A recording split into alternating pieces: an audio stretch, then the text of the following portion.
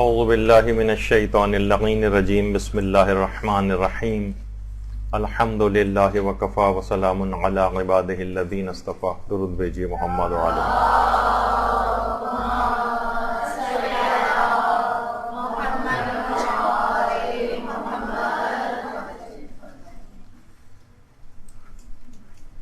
ماہ رمضان کا ایک بہت بڑا مقصد یہی ہے کہ انسان اس میں تقوی حاصل کرے، اور تقوی بھی اس حد تک ہو کہ جو پورے سال آپ کے اگلے رمضان تک کام آئے. تو اس میں ہم اضافے سے اضافہ کیسے کر سکتے ہیں اس ماہ رمضان کا، کیونکہ ایک بہت بڑا ہدف اسی تقوی ہی کا حصول ہے، تو ہم اس مقصد کو کیسے حاصل کریں. دیکھیے، ہر جو بھی کوئی چیز بہت بڑا ہدف ہوتی ہے، کوئی مشکل ہوتی ہے،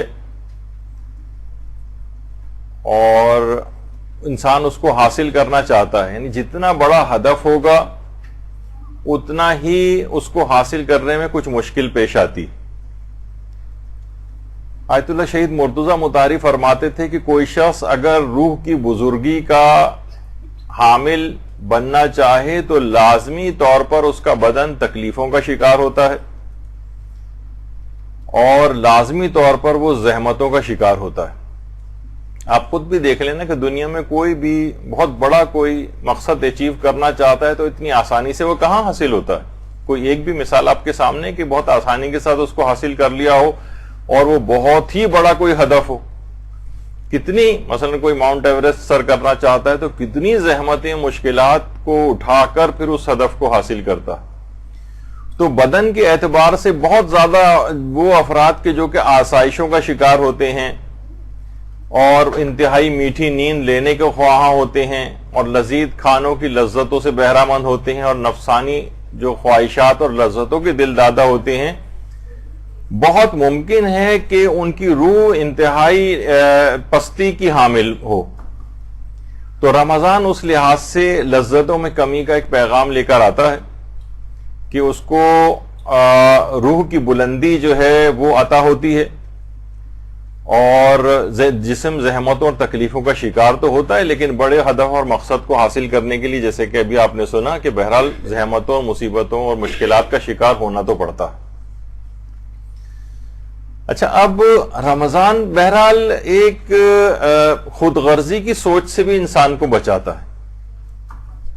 اگر آپ دیکھیں رمضان کا ایک اوور آل ایک آپ کے دماغ میں اگر ایک تصور آئے کہ مثلا آپ دیکھتی ہیں کہ رمضان کے احکام میں فدیوں کا تذکرہ آتا ہے.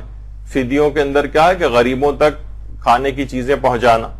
رمضان کے اندر کفاروں کا تذکرہ آتا ہے، اس کے اندر پھر وہی ہے کہ غریب مستحق مسکینوں تک پہنچانا اور اتنا عدد پہنچانا، اور 60 کا عدد ہونا چاہیے، اور کم افراد تک نہیں بلکہ زیادہ افراد تک یہ چیز پہنچنی چاہیے، یعنی پورا 60 کا عدد پورا ہو. رمضان میں صدقات جو ہے ان کی تاکید بڑھ جاتی ہے، یعنی عام دنوں میں جو آپ صدقے دیتی ہیں لیکن رمضان میں اس سے بھی زیادہ، یعنی پھر وہی غریبوں کا احساس. رمضان ہی کے اندر آخر میں فطرے کا موقع آتا ہے، اس کے اندر پھر غریبوں کی امداد کا ایک پیغام اس میں ہوتا ہے. رمضان کے اندر عمومی طور پر لوگ زکوٰۃ بھی بہت زیادہ نکالتے ہیں، یہ مہینہ بہت زیادہ زکوٰۃ کے حوالے سے بھی ہے. افطار کرانا اور خاص طور پر غریبوں کو افطار کرانا یا عام لوگوں تک اس چیز کو پہنچانا، یعنی اپنا مال انسان خرچ کرے. تو ان تمام چیزوں کے اندر رمضان ایک پیغام لے کر آ رہا ہے بہرحال کہ اس میں دوسروں کی تکلیفوں کا احساس کرنا ہے، ان کے لیے آسانیاں مہیا کرنا ہے. آپ اس کی مکمل اگر وہ دیکھیں احکامات تو ہر جگہ آپ کو یہ چیز نظر آتی ہے.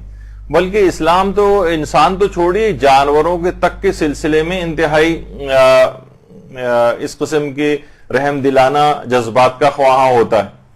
آیت اللہ جواد عاملی نے باقاعدہ اپنے ایک درس کے اندر ایک روایت بھی نقل کی ہے کہ کھلے آسمان کے نیچے ایک شخص ایک دفعہ دسترخوان بچھا کر بیٹھا ہوا تھا اور کھانے کھا رہا تھا. تو امام معصوم نے اس کو باقاعدہ منع کیا اور کہا کہ جاؤ تم اپنے خیمے کے اندر جاؤ اور وہاں جا کر کھانا کھاؤ.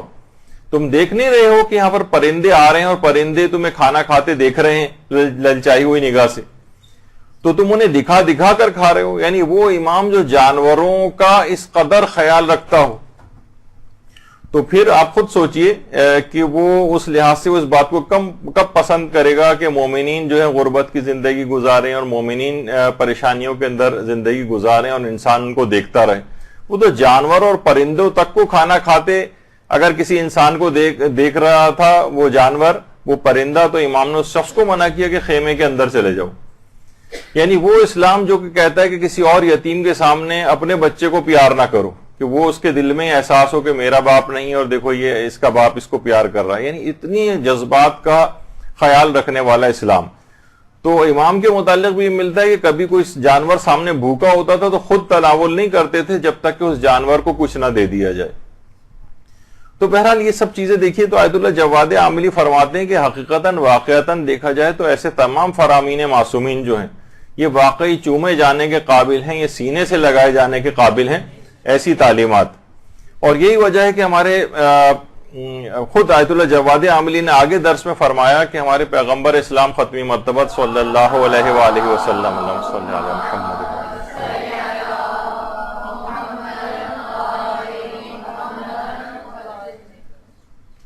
جد امجد حضرت ہاشم علیہ السلام اللہم صلی علی محمد وآل محمد.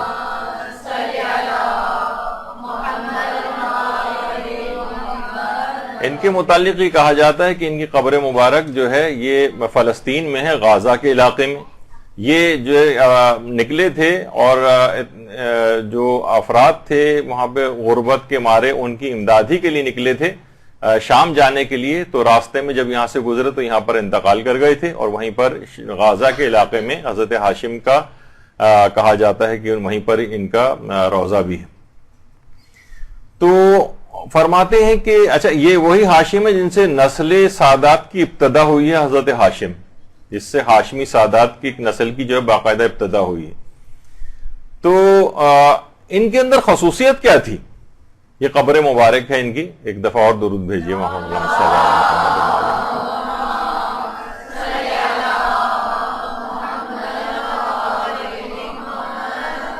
ان کی خصوصیت یہ ہے کہ جس وقت یہ قحط سالی وہاں پر شدید ہوتی تھی اور واقعتاً انسانوں کے کھانے کے لیے کمی واقع ہو جاتی تھی, اس وقت بھی یہ اپنا جو غذا ان کے پاس ہوتی تھی اس میں سے یہ پہاڑوں وغیرہ کے اوپر جو ہے وہ مختلف جانور اور وہ بھی انتہائی شدید پیاس غذا کی قلت ان کے لیے بھی ہوتی تھی. تو یہ غذائی مواد پہاڑوں کے اوپر لے جا کر رکھتے تھے اور پانی لے جا کر رکھتے تھے تاکہ یہ جاں بلب جو پرندے ہیں وہ اس سے آ کر تناول کریں. ان جانوروں تک کا اتنا خیال ان کو ہوتا تھا اور پھر جانور اور پرندے آ کر اس سے سیراب ہوتے تھے باقاعدہ, جبکہ اپنے لیے غذائی اور پانی کی کمی ہوتی تھی. تو یہ حضرت ہاشم کی جو اس لحاظ سے سیرت تھی.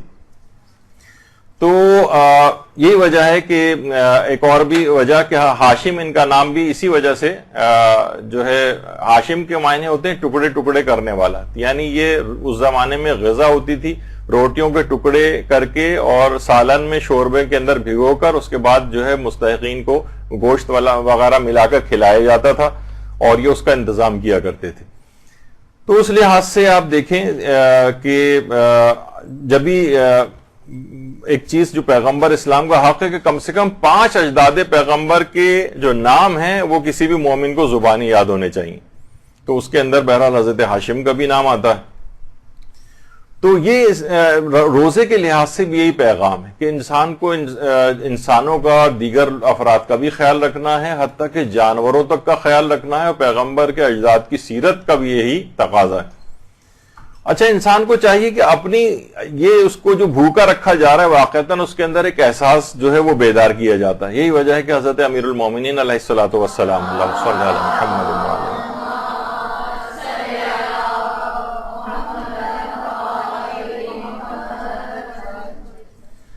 کہ پروردگار عالم جب کسی بندے کو پہ کوئی رحمت اپنی نازل کرنا چاہتا ہے, یعنی جو مفہوم ہے, تو اسے کم بولنے کا, کم کھانے کا اور کم سونے کا الہام کرتا ہے. یعنی واقعتاً اس کو اپنی یعنی یہ اس کو احساس دلانے کے لیے کہ تمہیں اپنی غذا کے اندر کمی کر کے اپنی آسائشوں میں کمی کر کے دوسروں کی ضروریات کو پورا کرنا ہے. اور یہ بھی حضرت امیر المومنین علیہ الصلوۃ والسلام فرماتے اللہم صلی علی محمد وآل محمد.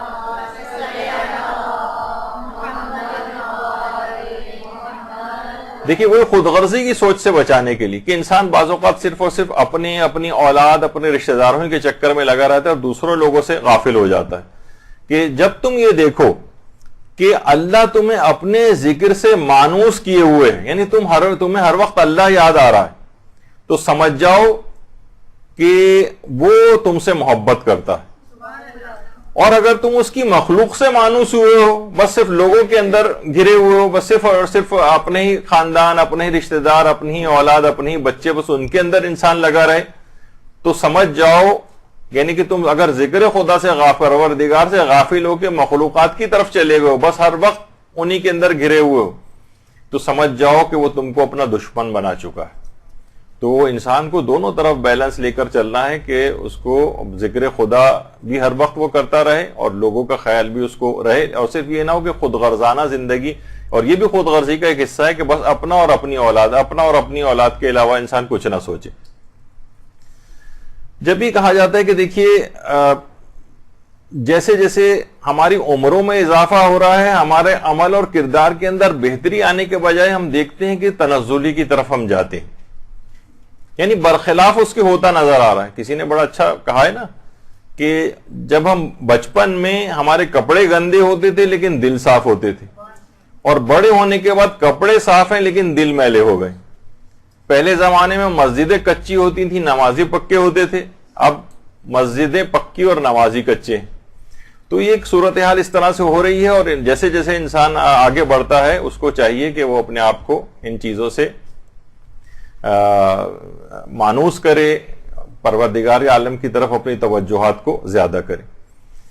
اچھا، البتہ ایک چیز اور بھی اس کے اندر شامل کر لی جائے، اور رمضان میں کیونکہ تقوی میں اضافہ کرنے والی چیز ہے، کہ اس کے متعلق علماء فرماتے ہیں جیسے کہ آیت اللہ ہادیہ تالیہ حمدانی، یہ بہت عرفا کے اندر شمار ہوتے تھے. یہ فرماتے تھے کہ اگر کوئی شخص روحانی ترقی اور معنویات کے اندر ترقی چاہتا ہے، مقامات معنوی یعنی روحانی مقامات کی بلندگی چاہتا ہے، اور رمضان میں تو اور زیادہ ہمیں اس میں اضافہ درکار ہے، تو فرماتے تھے میری نگاہ میں کوئی بھی عمل والدین کی خدمت سے بڑھ کر اس سلسلے میں سازگار نہیں. تو انسان کو چاہیے کہ اس لحاظ سے اس کے اندر اقدامات کرے. اور جو دیگر بھی مستحبات ہیں، اس کے اندر مستحبات، اور واقعی انسان کی طبیعت بھی راغب ہوتی ہے، لیکن مزید بھی اگر اس میں رغبت ہو جائے. جب بھی آیت اللہ بہجت فرماتے تھے کہ ہماری دینی کمزوری اور پسماندگی کی ایک وجہ یہ ہے کہ ہم نے مستحبات کو ترک کر دیا ہے. پہلے زمانے کو علماء مستحبات کے بہت پابند ہوتے تھے، وہ زیارتیں پڑھتے تھے، دعائیں پڑھتے تھے، تلاوت قرآن کیا کرتے تھے، اول وقت میں نمازیں پڑھتے تھے، مکروہات کو ترک کرتے تھے، جیسے طلوع فجر اور طلوع آفتاب کے درمیان سونا. ہماری پسماندگی کی وجہ یہ کہ ہم نے ان چیزوں کو ترک کیا ہوا ہے. ہماری روحانی ترقی اس وجہ سے نہیں ہو پاتی کہ ہم نے ان چیزوں کو ترک کیا ہوا ہے. تو رمضان میں اگر کوئی اپنے تقوی میں اضافہ کرنا چاہتا ہے تو اس کے اندر ان چیزوں کی عادت ڈالے. اور رمضان کا آپ کو پتا ہے کہ تقوی مشق اور پریکٹس کروایا جاتا ہے، تاکہ یہ پورے سال انسان رمضان کے علاوہ بھی ان چیزوں کو صرف یہ نہیں کہ آپ صرف رمضان کی حد تک یہ رہ جائیں، بلکہ یہ پریکٹس اور ایک مہینے کی مشق کروائی جاتی ہے تاکہ اگلے 11 مہینوں تک یہ سلسلہ اس کے عادی بن جائے. اچھا، اب دیکھیے رمضان میں ہمیں کرنا کیا ہے. دیکھیے آپ کتنی بھی احادیث پڑھ لیں، قرآن پڑھ لیں، قرآن کا تو خیر واضح حکم ہے لعلکم تتقون. روزے کا فلسفہ یہی بتایا گیا ہے کہ تاکہ تم متقی بن جاؤ، شاید تم متقی بن جاؤ. یعنی قرآن میں اور احادیث میں بار بار صرف ایک چیز بیان ہوئی ہے، گناہ نہ کرو، گناہ نہ کرو، گناہ نہ کرو. یعنی اگر گناہ نہیں چھوڑے تو آیت اللہ جواد عاملی فرماتے ہیں اپنے درس میں، جوادی عاملی، کہ ہمارے 5ویں امام محمد باقر علیہ الصلوۃ والسلام، اللہم صلی علی محمد وآل محمد، سے ایک روایت ہے جو کہ اصول کافی کی 3ری جلد کے اندر بیان ہوئی ہے کہ جس وقت کوئی بھی شخص مرے گا اور وہ قبر میں اتارا جائے گا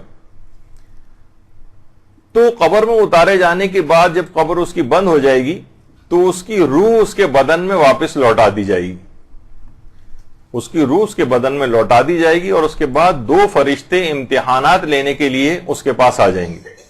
فرماتے ہیں کہ یہ سوالات بہت زیادہ مشکل، یہ بہت زیادہ فلسفی یا منطقی ٹائپ کے نہیں ہوں گے، بہت سادہ قسم کے سوالات ہوں گے، وہی کہ تمہارا دین کیا ہے، اور تمہارا پروردگار کون ہے، اور تمہاری کتاب کون سی ہے، اور تمہارا رسول کون ہے۔ تو اب اگر یہ شخص گناہوں کا عادی رہا تو ایک بہت بڑا نقصان اس کے ساتھ یہ ہوگا کہ اس کا وہاں جا کر حافظہ کمزور ہو جائے گا۔ گناہوں کا ایک اثرات آپ کو پتا ہے کہ وہ ہے نا کہ دروغ گورا حافظہ ناباشد، یعنی جھوٹا جو ہے وہ اس کا حافظہ نہیں رہتا۔ تو دنیا کے اندر بھی اس کے ساتھ یہ کہ یہ نسیان اس کو آخرت کے زندگی، برزخی زندگی میں بھی ہو جائے گا، یہاں تک کہ اس گناہوں کے اس نسیان کی بیماری کی وجہ سے عالم آخرت پہ اس کے اثرات منطبق ہوں گے، اور قبر میں جانے کے بعد یہ بھول کا مرض اس کو لاحق ہو جائے گا۔ اتنی زیادہ پریشانی کا یہ شکار ہوگا، وہاں جا کر روح اس کے جسم کے اندر واپس لوٹائی جائے گی، منکر و نکیر سوالات پوچھنے کے لیے آئیں گے، اور جس وقت یہ پوچھنے کے لیے آئیں گے تو یہاں تک اس کے ساتھ ہوگا کہ جب اس سے پوچھیں گے کہ تمہارا رسول کون ہے، تو اس کو پیغمبر اسلام کا نام یاد نہیں آئے گا، نام ہی یاد نہیں آئے گا، یہ حیران، پریشان اور سرگرداں ہو جائے گا۔ اور آیت اللہ جوادی عاملی فرماتے ہیں کہ امام خمینی علیہ الرحمہ نے مسجد اعظم میں ایک مرتبہ درس میں فرمایا تھا کہ پھر ان افراد کو عذاب دیا جائے گا، اور کچھ عرصے کے عذاب بھگتنے کے بعد ان کو یاد آئے گا کہ ارے اس دنیا میں ہم رسول اللہ کا کلمہ پڑھا کرتے تھے، یعنی اس کے اتنے عرصے کے عذاب بھگتنے کے بعد رسول کا نام یاد آئے گا۔ تو بہرحال اب یہ ہے کہ دیکھیے، آپ نے دیکھا کہ بہرحال یہ گناہ جو ہیں وہ صرف فقط آپ ہماری دنیا کو ہی متاثر نہیں کرتے، ہماری برزخی زندگی کو متاثر کر رہے ہیں۔ جب بھی رمضان کا ایک بہت بڑا پیغام یہ ہے کہ انسان کو گناہ چھوڑنے کی مشق و پریکٹس اس میں کر لینی چاہیے، اور اس کے بعد اس سلسلے کو رمضان کے بعد بھی جاری رکھنا چاہیے۔ تو یہ گناہوں کے اثرات فقط اس دنیا ہی کے، بلکہ اس دنیا میں فقط اس کی حد تک نہیں، دوسرے لوگ بھی اس کے اثرات کی لپیٹ میں آتے ہیں۔ یہی وجہ ہے کہ آیت اللہ حافظ بشیر نجفی وہ فرماتے ہیں کہ وہ بعض اوقات یہ ہوتا ہے کہ گناہ یہ خود کرتا ہے لیکن پوری کائنات کا مجرم ہو جاتا ہے، کیونکہ بہت سے گناہ ایسے ہیں جو صرف فقط اسی کو متاثر نہیں کرتے، کائنات کو بھی متاثر کرتے ہیں۔ بعض گناہوں کے باعث آسمان سے بارشیں برسنا بند ہو جاتی ہیں، لوگ کتنی پریشانی کا شکار ہوتے ہیں۔ بہت سے گناہ ایسے ہیں کہ جن سے بیماریاں جنم لیتی ہیں اور دوسرے لوگ بھی ان بیماریوں کا شکار ہوتے ہیں۔ بہت سے گناہ ایسے ہیں جس سے فقر اور غربت میں اضافہ ہوتا ہے، اس سے اس کے اپنے خاندان والے، اپنے گھر والے وہ سخت پریشان ہو جاتے ہیں۔ تو یہ سب کیا ہے کہ یہ کائنات کا مجرم ہو جاتا ہے، یہ دوسرے لوگوں کو اذیتیں پہنچانے کا مجرم ہو جاتا ہے۔ اس کے فقط گناہوں کے اثرات اس تک نہیں رہتے بلکہ دیگر افراد تک بھی اس کے گناہوں کے اثرات پہنچتے ہیں۔ اور یہی وجہ ہے کہ جس طریقے سے آقا محسن قراتی فرماتے ہیں کہ کبھی کبھی تو ہم ایک شخص کی غیبت کرتے ہیں، کبھی ہم ایک شخص کے بجائے کروڑوں افراد کی غیبت کر دیتے ہیں۔ ابھی وہ فقہی حکم تو نہیں بتا رہے تھے، کہتے ہیں بعض اوقات یہ ہوتا ہے کہ پورے ملک کی غیبت ہم کر دیتے ہیں۔ ارے مثلا یہ سارے ایرانی ایسے ہی ہوتے ہیں۔ اب کیا ہے کہ آپ نے 3.5-4 کروڑ افراد کی غیبت کر دی، کہاں تو ایک افراد کی غیبت اور کہاں اتنے افراد کی غیبت۔ بعض اوقات ہم بہت سی قومیتوں کے اعتبار سے پورے گروہ اور کمیونٹیز کا نام لے کر ان کی غیبت کر رہے ہوتے ہیں، یہ فلاں کمیونٹی کے لوگ تو اس طرح سے ہوتے ہیں۔ تو یہ کیا ہوتا ہے کہ بعض اوقات گناہ ایک کے بجائے ملٹیپلائی ہو کے کروڑوں میں چلا جاتا ہے۔ تو اور فرماتے ہیں کبھی یہ ہوتا ہے کہ کبھی ان کی سزا فوراً مل جاتی ہے اور کبھی اس میں تاخیر بھی ہوتی۔ فرماتے ہیں کہ آغا محسن قراتی کے افراد، ایک دفعہ شاید میں نے پہلے بھی اس مثال کو بیان کیا تھا کہ افراد کی 3 اقسام ہوتی۔ فرماتے ہیں اینک، یعنی جو چشمہ لگاتے ہیں، لحاف اور قالین کی مثال، بڑی اچھی مثالیں دیتے ہیں۔ کہتے ہیں اینک میں کیا ہوتا ہے، اینک میں اگر کوئی داغ اور دھبا لگ جائے فوراً اس کو صاف کرتی۔ اچھا یہی داغ یا دھبا لحاف میں لگ جائے تو ہفتے 15 دن کا انتظار کرتی ہیں، جب دھوبی یا لانڈری وغیرہ کو دیا جائے گا تب وہ جائے گا۔ اور فرماتے ہیں اگر قالین کے اوپر کوئی دھبا لگ جائے تو لگتے رہتے ہیں یہاں تک کہ 6 مہینے سال کے بعد ایک کھٹا پھر آپ قالین کو دیتی ہیں صفائی کے لیے۔ تو اور پھر اس کے بعد جب سال 6 مہینے بعد جب وہ جاتا ہے وہاں پر اور ڈنڈے مار مار کے اس پہ سے صفائی کی جاتی ہے تو پھر وہ قالین جو ہے وہ صاف ہوتا ہے. فرماتے ہیں کہ یہی بالکل حال جو ہے وہ مومنین کا بھی ہے. اس میں بعض تو نیک مومنین ہوتے ہیں کہ ادھر ان کے اوپر گناہ کا کوئی دھبا آیا اور فوراً ان کو کسی مصیبت میں مبتلا پروردگار کر دیتا ہے. جس طرح چشمہ کو فوری طور پر صاف کیا جاتا ہے اس طرح سے اس کے گناہ تاکہ فوراً صاف ہو جائیں. یہ کسی مشکل میں جاتا ہے فقط یہ توبہ کی طرف متوجہ ہوتا ہے یا اللہ کی طرف راغب ہوتا ہے, اس طرح چشمے کو ہم فوراً صاف کرتے ہیں. تو نیک افراد جو ہے بعض اوقات یہ کہتے ہیں کہ یہ حیران ہوتے ہیں کہ ہم فلاں تو اتنا گناہ کر رہا ہے لیکن اس پہ کچھ بھی نہیں ہو رہا, اور ہم نیکوکار ہیں, رمضان کے روزے رکھتے ہیں, نمازیں پڑھتے ہیں, نماز شب پڑھتے ہیں, اور اتنی مصیبتیں ہم پر آ جاتی ہیں. تو جو غلطیاں آپ سے ہوتی ہیں پروردگار چشمے کی طرح سے فوری طور پر آپ کی صفائی کرتا ہے. تو کہتے ہیں کچھ افراد جو ہے اس کی مثال ہوتے ہیں, اور کچھ افراد جو تھوڑے سے اور زیادہ خرابی کی طرف ہوتے ہیں ان کو کچھ مہلت دی جاتی ہے. جس طریقے سے ہفتہ 15 دن لحاظ دھونے کے لحاظ سے لانڈری کا آپ انتظار کرتی ہیں, اور کچھ جو زیادہ بدماش ہوتے ہیں ان کو زیادہ بڑا ٹائم دیا جاتا ہے تاکہ ایک ساتھ اس کے بعد ڈنڈوں سے ان کی کٹائی جو ہے وہاں پر کی جائے, اور آہستہ آہستہ ان کو, یہ خود مثال انہوں نے اپنے ایک درس کے اندر دی. تو بہرحال یہ قیامت کے دن جب یہ افراد پہنچیں گے تو یہ ان کو بعض اوقات اتنی لمبی مہلت بھی مل جاتی ہے جس سے ہمارے لوگ دھوکہ کھاتے ہیں کہ ارے وہ دیکھیے وہ تو اس کے باوجود اتنا زیادہ نہ وہ خمس دیتا ہے نہ کچھ کرتا ہے, اس کے باوجود اس کا پیسہ جو ہے بڑھتا چلا جا رہا ہے. تو اس کو مہلت دی جا رہی ہے یہاں تک کہ اس کے بعد پھر ہوگی اس کی اچھی طریقے سے وہاں پر دھلائی, اور اس کے بعد وہاں کی دھلائی کے بعد پھر تو بہتر ہے کہ انسان اس طرف نہ جائے, دنیا ہی کے اندر اسے کچھ مشکلات ہو جائیں, کوئی بات نہیں برداشت کرے, توبہ کی طرف راغب ہو, اور چشمے کی طرح سے اس کی اینک کی طرح سے صفائی کی مانند اس کے اوپر جو مشکلات آتی ہیں وہ اس طرح سے ہو جائیں.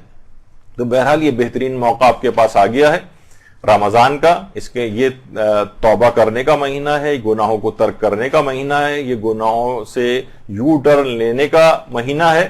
اور جب بھی کہا جاتا ہے نا کہ توبہ کے لیے کانوں کو ہاتھ لگانا ضروری نہیں ہے بلکہ گناہوں سے ہاتھ اٹھانا ضروری ہوتا ہے. تو بہرحال ہمارے ہاں یہ ہوتا ہے عام طور پر بس بہت ہوا تو گالوں کے اوپر 2 تھپڑ لگائے اور کان کھینچے, اس سے توبہ نہیں ہوتی. اصلاً یہ کہ انسان گناہوں پر سے اپنے ہاتھ کو اٹھا لے. یہی وجہ ہے کہ رہبر معظم آیت اللہ خامنہئی جب جوانوں سے خطاب کرتے ہیں تو اس میں یہی فرماتے ہیں کہ اکثر جوان آ کر مجھ سے روحانی ترقی اور بلندی کے متعلق نصیحت لینا چاہتے ہیں. تو فرماتے کہ میں نے عظیم شخصیات کو صرف یہی کہتے سنا ہے کہ گناہ نہ کرو, گناہ نہ کرو, گناہ نہ کرو, اور یعنی ترک گناہ. کہتے فقط میں نے ایک چیز سنی روحانی بلندگی کے لیے صرف گناہ, ترک گناہ. اور دوسری نصیحت فرماتے ہیں کہ دینی فرائض کا ادا کرنا ہے جس میں سب سے اہم فریضہ روزانہ کی نمازیں وقت پر اور توجہ سے ادا کرنا ہے. بہتر ہے اگر باجماعت ادا ہو جائیں, ایسا کرنے سے آپ ایک فرشتہ بن جائیں گے یہ فرماتے ہیں, اور ایک بلکہ فرشتوں سے بھی بلند مقام حاصل کر لیں گے یہ بھی فرمایا انہوں نے. تو بہرحال یہ ہے کہ اور اس کے اندر خاص طور پر اول وقت کی جو نمازیں ہیں اس کا انسان بہت زیادہ خیال رکھے کہ کوشش یہ کرے کہ ہر نماز کو, یہ رمضان کا بھی پیغام بنے گا اور یہ تقوی میں اضافے کا باعث بننے والی چیز ہے اگر آپ اس کی عادی ہو گئی اول وقت نماز کی. اور اس لحاظ سے یہاں پر عورتوں کے لحاظ سے تو اس کی اتنی زیادہ پروویژن نہیں ہوتا ہے, وہ ہے نماز جماعت. خاص طور پہ جوانوں کے اعتبار سے الگ سے نماز جماعت خود رہبر جو ہے اپنی اس میں نگرانی کے اندر اور ان کی اقتداء کے اندر جو ہے وہ نمازیں جوانوں سے جو ہے وہ ادا کروائی جاتی ہیں, اور جوان ان کے پیچھے صرف جوانوں کا پروگرام ہوتا ہے تاکہ وہ اس کی طرف جو ہے زیادہ سے زیادہ راغب ہو. حتیٰ کہ چھوٹی بچیوں کے لحاظ سے اس کے باقاعدہ پروگرام ہوتے ہیں الگ سے. اگر آپ دیکھیں واقعتاً وہاں پر کا جو ایک روح پرور ایک ماحول بنتا ہے اور لوگ کتنا زیادہ ان کے اندر ایک روحانی ایک جذبہ بیدار ہوتا ہے, تو اس کی وجہ یہ ہوتی کہ اس طرح کے ماحول وہاں پر پرووائڈ کیے جاتے ہیں. اور رمضانوں کے اندر علی الخصوص ہمارے یہاں صرف زیادہ تر آپ دیکھیں, ابھی بھی میں ٹریفک میں پھنس کے آ رہا ہوں یہاں پر, اور ایسا لگ رہا ہے کہ جیسے ابھی سے غذائی قلت کا شکار ہو گئے ہیں لوگ, اور اتنا زیادہ یہاں پر جو ہے وہ گروسری سٹورز وغیرہ کے اوپر ٹریفک جیم ہوا ہے باقاعدہ. یعنی پوری توجہ رمضان کے لحاظ سے پیٹ کے اوپر مرکوز کی ہوئی ہے, جو کہ اصلاً اس کا حقیقی ہدف لعلکم تتقون ہے, اس کی طرف سے انتہائی غفلت ہے. تو یہ سب چیزیں ایسی ہیں. اور نوجوانوں کے لحاظ سے ایک لحاظ سے شکایت اور بھی ہے کہ اس کو پوری توجہ کے ساتھ نماز پڑھنے کی تاکید کی ہے رہبر نے. تو پوری تاکید اپنے اس درس میں، ورنہ تو اسلام تو الگ سے اور ائمہ معصومین کی جو روایات ہیں وہ الگ سے کتنی زیادہ تاکیدات سے بھری ہوئی. تو لیکن نوجوانوں کا کیا ہے، آپ نے دیکھا ہے کہ زیادہ تر جوان سوائے کہ جو ریٹائرڈ بزرگ ہیں چلیں اور کچھ نہیں تو وہ آرام آرام سے نماز پڑھ رہے ہیں، ورنہ نوجوان تو اس کے اندر ٹربو بوسٹ لگایا ہوا ہے. یعنی لگتا ہی نہیں ہے کہ ایک ایک منٹ کے اندر بعض اوقات میں نے کچھ جوانوں کی تو دیکھا ہے باقاعدہ ٹائم نوٹ کر کے 30 سیکنڈ 35 سیکنڈ 40 سیکنڈ میں بھی 4 رکعت کی نمازیں پڑھ لیتے ہیں. اب آپ خود سوچیں کہ اس کے اندر کس طرح سے یعنی یہ جو ہے اٹھک بیٹھک اور وہ یعنی ایسی کون سی ایمرجنسی لاحق ہو رہی ہے کہ مزید 2 منٹ کا ٹائم اور نماز کے اندر نہیں لگایا جا سکتا. تو یہ ایک بہرحال ایک چیز ہے، بڑا المیہ ہے. اور اس لحاظ سے اگر دیکھا جائے تو واقعی انسان عبادات کی طرف راغب نہیں ہے، بلکہ اگر دیکھا جائے تو بدن کی چربی کو دور کرنے کے لیے گھنٹوں جو ہے انسان جو ہے وہ برسک واک کر رہا ہوتا ہے، پسینے پسینے ہو رہا ہے اور پریشان نظر آ رہا ہے، اور ٹریڈ مل جو ہے یا جاگنگ مشین اس کے اوپر گھنٹوں گھنٹوں جو ہے وہ جو واک کی جا رہی ہے. لیکن کیا تاکہ جسم سے چربی اور چکنائی جو ہے کم ہو جائے. لیکن ہمارے روح کے اوپر جو گناہوں کا بوجھ کم جو جتنا بڑھتا چلا جا رہا ہے اسے کم کرنے کے لیے چند منٹ بھی مصلی کے اوپر بیٹھنا یا عبادت کرنا وہ اس کے لیے جس کو ناگوار گزرتا ہے. نماز شب کے لیے اب ہم کھڑے نہیں ہو سکتے، 11 رکعت پڑھنا بڑا دشوار لگتا ہے. تو دیکھیے یہ سب کیا ہیں، ہمارے جو ائمہ معصومین علیہم السلام ہیں ان کی جو اللہم صلی علی محمد وعلی محمد،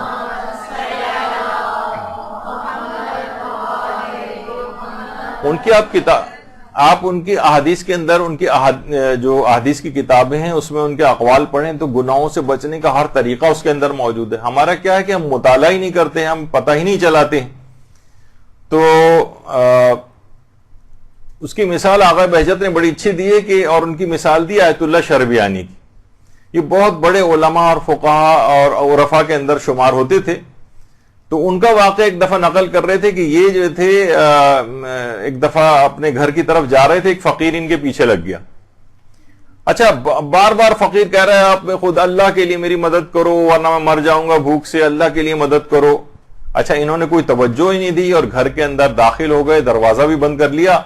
اور لیکن وہ فقیر باہر سے اصرار کرتا رہا. آپ کو پتا ہے نا بہت سے فقیر پیچھے لگ جاتے ہیں، کسی صورت پیچھے چھوڑنے کو تیار نہیں ہوا، حتیٰ کہ انہوں نے گھر والوں کو بھی منع کر دیا کہ اس کی کوئی مدد نہیں کرنا. اچھا صبح اٹھ کر دیکھا تو فقیر دروازے پہ مرا پڑا تھا. انہوں نے حکم دیا کہ اس کو غسل دیا جائے، کفن وغیرہ پہنایا جائے، تجہیز و تکفین کا انتظام کیا جائے. اچھا جب غسل کے لیے اس کے کپڑوں کو اتارا گیا کفن پہنانے کے لیے، کفن تو بعد میں پہنانا تھا، اس سے پہلے غسل کے لیے کپڑے جسم سے لباس اتارا گیا تو دیکھا کہ پیسوں کی ایک بہت بڑی سی تھیلی اس کے جسم سے بندھی ہوئی تھی. اچھا اب آغا بہجت کہتے ہیں کہ یہی پورا حال ہم لوگوں کا ہے اس فقیر کی طرح سے. قرآن اور اطرت اور اہل بیت یہ سب کچھ ہمارے پاس موجود ہے، لیکن ہم پھر بھی کہتے ہیں کوئی عمل ہمیں ایسا بتا دیں جس سے ہمارے حالات بہتر ہو جائیں، کوئی ہمیں ایسی چیز مل جائے. وہ فرماتے ہیں کہ ارے بھائی یہی فرامین معصومین یہ جو ہمارے پاس موجود ہیں، جاؤ اور جا کر ان کے اوپر عمل کرو، اس میں تمہارے ہر مشکل کا حل موجود ہے. لیکن تم پڑھتے نہیں ہو، اسی فقیر کی طرح سے ہو کہ جسم کے ساتھ تھیلی بندھی ہوئی ہے لیکن دوسرے لوگوں سے مانگتا پھر رہا ہے. بڑی اچھی مثال دی انہوں نے آغا شربیانی کی کہ وہ اس طرح سے لوگ جو ہیں ہماری مثال کو جس طرح سے ہو گئی، سب چیزیں موجود ہیں ہمارے پاس، ساری تعلیمات موجود ہیں، ہر پریشانی اور مصیبت سے بچنے کا حل موجود ہے، لیکن یہ کیا ہے کہ اس کو نہ پڑھتے ہیں نہ ان سے کوئی استفادہ کرتے ہیں. تو یہ ہم لوگوں کا حال ہو گیا ہے. جاؤ اور جا کر پڑھو، اس کو عمل کرو. یہی وجہ ہے کہ آیت اللہ تقی مصباح یزدی فرماتے ہیں کہ آیت اللہ بہجت اکثر ازراہ مذاق یہ بات کہتے تھے کہ ہم اپنے تکامل کے لیے ایسی چیز کی تلاش میں ہیں جو نہ اللہ نے کہی ہے، جو نہ رسول اللہ نے کہی ہے اور جو نہ ائمہ معصومین نے کہی. ہم چاہتے ہیں ہمیں کوئی نئی چیز بتائی جائے جو ان میں نہ کہیں موجود نہ ہو. تو کہتے ہیں کہ ہماری بڑی خواہش ہوتی ہے اور ہم نہ کوئی اس طرح کی کسی بھی، جیسے ایک مولانا فرما رہے تھے کہ اگر کوئی کیل کانٹے یا الٹے سیدھے ٹیڑے میڑے حروف لکھ کر ہمیں پرچی کے اوپر تھما دے تو ہم بڑے اس سے لے کر آتے ہیں کہ بہت زبردست چیز اس نے دے دی.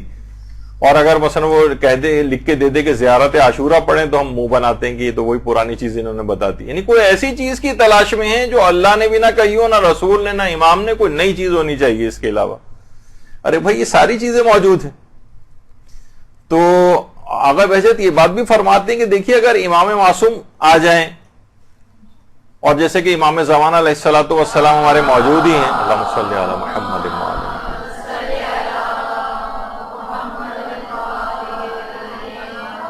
تو بھی آپ امام آ جائیں تو بھی آپ کن چیزوں پر عمل کریں گے؟ وہی چیزوں پر عمل کرنا ہے جو ان کتابوں کے اندر آج بھی موجود ہے، وہی عمل کرنا ہے جو ہمارے پاس پہلے سے ہیں۔ اچھا، جس وقت وہ فرماتے ہیں جب امام آئیں گے تو بھی ان کی جو بھی باتیں ہوں گی ہم مجبور نہیں ہوں گے کہ ہم ان کی جو بھی وہ بات کہیں اس کے اوپر عمل کریں، جس طریقے سے ہم امام کے اپنے ادوار میں بھی ہوتا تھا، لوگوں کے اوپر کوئی ڈنڈا نہیں ہوتا تھا، بس انہوں نے کہہ دیا اب آپ کو چاہے عمل کریں چاہے عمل نہ کریں، آپ کی مرضی ہوتی، یعنی آپ کی اپنی بد نصیبی ہے کہ اگر عمل نہیں کریں گے، آپ کی خوش نصیبی ہے کہ عمل کریں گے۔ تو امام جب اگر آ بھی جائیں گے تو عمل تو آپ کو انہی کتابوں کے اندر جو پہلے سے معصومین کے فرمودات موجود ہیں تو انہی کے اوپر ہی عمل کرنا ہے آپ نے۔ تو ان کے آنے یا نہ آنے یا سامنے ہونے یا سامنے موجود نہ ہونے سے کوئی فرق نہیں پڑتا، یہ انتہائی فضول قسم کا ایک آرگومنٹ ہے یا دلیل جو ہے پیش کی جاتی کہ امام ہوتے تو ہم ان کے سامنے بیٹھتے، وہ جو فرمودات کہتے ہیں ہم اس کے اوپر عمل کرتے۔ بھائی یہ فرمودات تو آج بھی موجود ہیں آپ کے پاس، کہاں آپ نے عمل کیا اس کے اوپر؟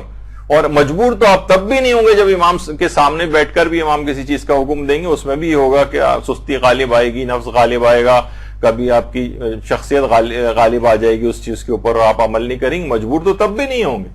تو بہرحال یہ سب چیزیں ابھی بھی آغا بہجت فرماتے تھے کہ یہ سب کی سب چیزیں اب بھی موجود ہیں، اور یہ سب چیزیں جو ہیں وہ توضیح المسائل کے اندر پہلے سے تمام احکامات جو موجود ہیں ویسے ہی ان کے اوپر عمل کرنا ہے۔ لہٰذا یہ بہت ہی احمقانہ قسم کا استدلال ہے کہ امام آئیں گے تو جو ہمیں کہیں گے ہم اس کے اوپر عمل کریں گے، تو امام کے فرمودات تو آج بھی موجود ہیں۔ یہی وجہ ہے کہ آیت اللہ بہجت ایک چیز بات اور فرماتے تھے بہت اچھی، کہ اگر کوئی شخص روزانہ، اور یہ تو ہمارے اب بھی اپنے ہاتھ میں ہے، عروج السادہ جو ملا احمد عراقی کی اخلاقیات کی کتاب ہے، اردو میں بھی ترجمہ اس کا ہو چکا ہے، اور تو اس میں فرماتے ہیں اگر روزانہ اس کا فقط ایک صفحہ روزانہ پڑھ کر اگر عمل کر لیا جائے تو 1 سال کے اندر آپ مکمل تبدیل ہو جائیں گے۔ آیت اللہ بہجت فرماتے تھے عروج السادہ کا 1 صفحہ روزانہ پڑھ کر اگر عمل کر لیا جائے اور عمل کرنا شروع کر دیں، 1 سال کے بعد آپ دیکھیں گے کہ آپ کی شخصیت مکمل طور پر تبدیل ہو چکی ہوگی۔ اس کے اندر ائمہ معصومین کے فرمودات بھی ہیں، اور چیزوں کو روحانی طور پر ہم کس طریقے سے اپنے آپ کو بہتر بنائیں، وہ سب چیزیں اس کے اندر اس کتاب کے اندر موجود ہے۔ تھوڑی سی اردو ذرا اس کی نسبتاً مشکل ہے، لیکن پڑھ پڑھ کے آپ کو وہ بھی بہتر ہو جائے گی عروج السادہ۔ تو اگر بہتر ہے کہ اپنے تقوی میں اضافہ کرنا ہے تو روزانہ کی بنیاد پر یہ بھی شروع کیا جائے کہ انہوں نے تقریباً گارنٹی اس بات کی لی کہ 1 سال کے اندر اندر آپ کی شخصیت تبدیل ہو جائے گی اگر اس کا 1 صفحہ روزانہ پڑھ کر عمل کیا۔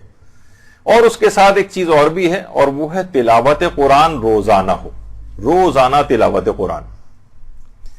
دیکھیے مسئلہ ایک اور بھی ہے، آج کل لوگ ایک چیز کی بڑے شکوے اور شکایات کرتے ہیں کہ بھئی جو ہے نا زمانہ بہت خراب ہو گیا، تو کہا جاتا ہے نا کہ دیکھیے زمانے کا شکوہ نہ کرو، خود کو تبدیل کرو۔ کہا جاتا ہے نا کہ اگر پاؤں کو آپ نے گندگی سے بچانا ہے تو آپ جوتے پہنیے، نہ کہ جوتے نہیں پہنے اور پورے شہر میں قالین بچھاتے پھریں کہ ہمارے پاؤں گندے نہ ہو جائیں۔ آسان طریقہ یہ کہ آپ خود جوتے پہننا شروع کریں، یعنی آپ خود کو تبدیل کریں تب معاشرے کی تبدیلی کی توقع کریں۔ ہمارے یہاں فوراً یہ ہوتا ہے کہ دوسروں پہ اعتراضات، دوسروں کی اصلاح کی فکر، ہر وقت دوسروں کو دیکھتے ہیں، اپنے آپ سے اس کی ابتدا کرنی ہوتی۔ اور اس کا سب سے بہترین موقع یہ ہے کہ اس رمضان کو آپ اس سے مکمل استفادہ کریں۔ یہ ایک لحاظ سے سمجھیں گاڑی جو ہے وہ پہنچ گئی ہے اور پانی مار کے اس کو صاف کیا جا رہا ہے، اور اس طرح سروس اسٹیشن جو جاتی ہے نا، تو سمجھیں سروس اسٹیشن میں گاڑی 1 یا 2 روز کے بعد آپ کے پاس وہاں پہنچنے والی۔ تو گناہوں سے بچنا کیونکہ سب سے اہم ترین چیز ہے، لیکن اس سے بھی زیادہ ایک بہت آسان حل یہ ہے۔ دیکھیے مسئلہ سارا یہ ہے کہ گناہ انسان کرتا اس وقت ہے جب پہلے فکر گناہ کرتا ہے۔ علماء فرماتے ہیں ایک بہترین نسخہ گناہوں سے بچنے کا اور انتہائی آسان نسخہ یہ کہ گناہ کا سوچو تک نہیں، سوچو بھی نہیں، اور یہ بہت ہی آسان ہے۔ اس سے آپ کی روح طہارت نفس حاصل کر لے گی، طہارت حاصل کر لے گی۔ آیت اللہ حسن زادہ عاملی فرماتے ہیں کہ اگر کوئی شخص خیال میں کوئی گناہ کرے تو خواہ اس نے وہ گناہ انجام نہ بھی دیا ہو تو ٹھیک ہے، وہ گناہ انجام نہیں دیا تو لکھا تو نہیں جائے گا، لیکن اس کے باوجود تم نے اپنے دل کو گناہ کے سپرد تو کر ہی دیا ہے، چاہے کہ آپ نے اس گناہ کے اوپر عمل نہیں بھی کیا ہو، لہذا گناہ کا سوچے بھی نہیں۔ تو فرماتے ہیں اگر ایسا کسی نے کر لیا اور یہ کام گناہ چھوڑنے کی نسبت زیادہ آسان ہے، یعنی گناہ کا جیسی دل میں خیال پیدا ہو فوراً خیال کو جھٹک دیا جائے، تو انسان کوئی بھی گناہ، حتیٰ کہ جب آپ غیبت بھی کرتی ہیں تو پہلے ایک فکر ہوتی ہے کہ میں غیبت اب کروں گی یا مجھے کہنے میں بہت مزہ آئے گا، سوچے بھی نہیں اس کے متعلق، سوچتے ہی دماغ کو جھٹک دیں۔ تو فرماتے ہیں کہ اس طرح سے روح انتہائی تیزی کے ساتھ طہارت کو حاصل کر لی، انتہائی تیز رفتاری کے ساتھ۔ اور آیت اللہ بہجت تو یہ بات بھی فرماتے تھے کہ گناہ چھوڑ دو تو ساری اطاعتیں خود چل کر تمہارے پاس آ جائیں گی، تمہیں الگ سے ان کو اپنے پاس خود چل کے جانے کی ضرورت بھی نہیں ہوگی، اطاعتیں چل چل کے تمہارے پاس آئیں گی۔ فرماتے ہیں کہ یہ باقاعدہ طور پر یہ سرچشمہ ہے۔ کہتے تھے کہ لوگ مجھ سے دستور العمل آ کر مانگتے ہیں کہ آپ ہمیں کوئی دستور العمل دیں، ہم کس طرح سے عمل کریں، کیا کریں، تو کہہ رہے ہیں میرا دستور العمل، سارے دستور العمل ایک جملے کے اندر جمع ہے، میں نے ایک چیز میں جمع کر دیا، ترک گناہ، ترک گناہ، ترک گناہ۔ کوئی ایسی چیز میں نہیں بتاؤں گا کہ جو کہ قرآن حدیث اور اس میں نہ، ہر جگہ صرف اور صرف اس سے تم تمام مقاصد کو حاصل کر لیتے ہو۔ فرماتے تھے کہ اس طریقے سے ایک نیکی دوسری نیکی کو کھینچتی ہے، نیکیوں میں خصوصیت یہ کہ ایک نیکی دوسری نیکی کو کھینچتی ہے، اسی طریقے سے ایک برائی دوسری برائی کو کھینچتی۔ اگر تم گناہ چھوڑو گے تو نہ صرف ہے کہ گناہوں سے پیچھا چھوٹے گا بلکہ اطاعتیں لپک لپک کے تمہاری طرف آنے لگیں گی، تمہیں ایسی ایسی توفیقات نیکیوں کی نصیب ہوگی کہ تم حیران رہ جاؤ گے کہ یہ تو میں نے خود سے کرنا ہی نہیں چاہتا اور یہ نیک کام مجھ سے ہو گیا، یعنی خود بخود نیکیاں چل کر تمہارے پاس آئیں گی۔ تو اور فرماتے تھے علماء بھی فرماتے ہیں کہ جو گناہوں کے اندر جو سب سے زیادہ نقصان پہنچانے والے گناہ ہیں، دیکھیے گناہوں کی بھی بہت ساری اقسام ہیں نا، جو سب سے زیادہ نقصان پہنچانے والے گناہ ہیں وہ ہیں کہ جس میں انسان دوسروں کا کوئی حق مارتا ہے، دوسروں کے اوپر کسی طور پر کوئی ظلم کر دیتا ہے، دوسروں کا کوئی حق اس سے جو ہے وہ ضائع ہو جاتا ہے، جو کہ خاص طور پر حقوق الناس کے لحاظ سے، یعنی جو اس انداز کے جو ظلم ہوتے ہیں۔ بعض اوقات ہم کسی کو دھوکہ بھی دے رہے ہوتے ہیں، بعض اوقات جھوٹ بول کے نقصان پہنچا رہے ہوتے ہیں، بعض اوقات غیبت کر کے نقصان پہنچا رہے ہوتے ہیں، بعض اوقات فراڈ اور چال بازی کر کے نقصان پہنچا رہے ہوتے ہیں۔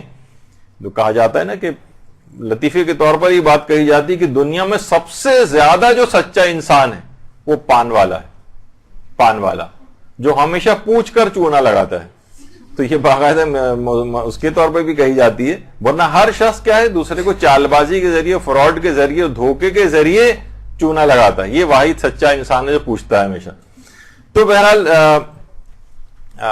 فرماتے ہیں علماء کہ تمام اعضاء کو اس رمضان کے اندر کنٹرول رکھنا ہے، تمام اعضاء کو، آنکھوں کے اعضاء ہیں جو ہمارے اور دونوں آنکھیں ان کو کنٹرول رکھنا ہے، اپنی کانوں کو کنٹرول رکھنا ہے، غیبتیں کوئی نہ آ جائیں، کسی کو جھوٹ نہ سننے پڑیں، جو اور اس سے ریلیٹڈ جو ہمارے، اسی طریقے سے زبان ہے ہماری، اس کے متعلق غیبت کے گناہ ہیں، ان سب سے اپنے آپ کو بچانا۔ اعضاء تمام صوم میں رہتے ہیں روزے دار، روزے ہزار رکھتے ہیں ہم ایک ماہ میں، ایک شعر ہے کسی شاعر کا، اعضاء تمام صوم میں رہتے ہیں روزے دار، یعنی ہم اگر تمام اعضاء کا روزہ رکھیں گے نا تو ایک ماہ میں ہم ہزاروں روزوں کا ثواب پائیں گے، کان کا روزے کا ثواب، زبان کے روزے کا ثواب، اور دل کے روزے کا ثواب، اور دماغ کے روزے کا ثواب۔ تو شاعر نے اس چیز کو پریزنٹ کیا ہے۔ تو بہرحال یہ کہ انسان ہر عضو کو جو ہے وہ روزے کے اندر لے کر جائے، تب اس ماہ رمضان میں تقوی میں یعنی پتہ چلا اس نے صرف کان والا جو روزہ رکھا ہوا ہے یا دماغ والا رکھا ہوا لیکن زبان پہ غیبت جاری ہو رہی، تو کیا ہوگا کہ یہ تقوی میں اضافہ نہیں ہوگا بلکہ کمی واقع ہوگی۔ تو رمضان کے اندر ہر عضو کا اس کو خیال رکھنا ہے۔ ایک شخص ایسا، ویسے تو ہماری بہت بڑی تاریخ ہے علماء کی اور عرفاء کی اور صاحبان ایمان جو صالحین گزرے ہیں ان کی، کہا جاتا ہے کہ آیت اللہ سید محمد حسین طباطبائی کی جوانی کے دور سے ہی اتنا زیادہ اپنے تمام اعضاء کے اعتبار سے کنٹرول رکھنے والی شخصیت تھے کہ وہ افراد جو جوانی سے ان کو جانتے تھے، جوانی اور اس کے بعد کا دور، یہاں تک کہ بوڑھے ہو گئے تھے، وہ کہتے تھے کہ ہم 35 سال اس شخص کے ساتھ رہیں، لیکن ہم نے ایک 35 سال میں ایک جملہ کبھی غیبت کا نہیں سنا، اپنی تعریف اور توصیف کے اندر ایک جملہ کبھی ان کی زبان سے نہیں سنا ہم نے. تو اتنے سال گزرنے کے باوجود تمام اپنے اعضاء کے اوپر اس حد تک آیت اللہ محمد حسین طباطبائی کنٹرول رکھتے تھے کہ کوئی جسم کا عضو ایسا نہیں تھا کہ جس کے متعلق یہ ہو کہ انہوں نے اس میں حکم خدا سے روگردانی کی. تو یہ ہمارے سامنے بہت سی مثالیں ہیں کہ 35 سال رہنے کے باوجود بھی لوگ کہتے تھے کہ ہم نے ایک جملہ ان کی زبان سے اس طرح کا نہیں سنا. تو بہرحال بہت ساری اس طرح کی چیزیں ہیں، اور جب روایات کے اندر بھی یہ بات آئی ہے کہ حضرت ابراہیم جیسا ظاہر ہے کہ پیغمبر کے بعد سب سے نبیوں کے اندر سب سے زیادہ مقام ہے ان کا، ایک دفعہ ایک صبح اپنی ریش مبارک میں بڑھاپے کا سفید بال دیکھا تو کہا کہ الحمدللہ رب العالمین، اور فرمایا کہ جس نے حمد کی خدا کی، اور کہا کہ جس نے مجھے اس مقام اور مرتبے تک پہنچایا ہے اور میں نے آنکھ جھپکنے کی مدت میں بھی خدا کی نافرمانی نہیں کی. وہ تو خیر دیکھیے نبی خدا تھے بہرحال، اور لیکن ہمارے تو عام علماء کی بھی اگر ہم دیکھیں کہ نہ جانے کتنے ہمارے علماء کی مثالیں ہیں. جناب مقدس اردبیلی ہیں، حرام تو چھوڑیے، مکروہ چھوڑیے، مباح کام بھی زندگیوں میں نظر نہیں آتا.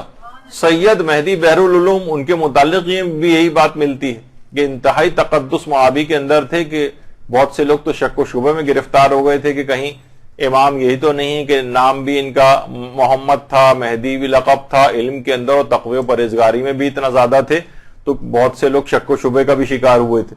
تو اتنے مقدس معابی ہمارے علماء کے اندر، جب بھی کہا جاتا ہے کہ جس کو عصمت اکتسابی سے تعبیر کیا جاتا ہے، عصمت اکتسابی.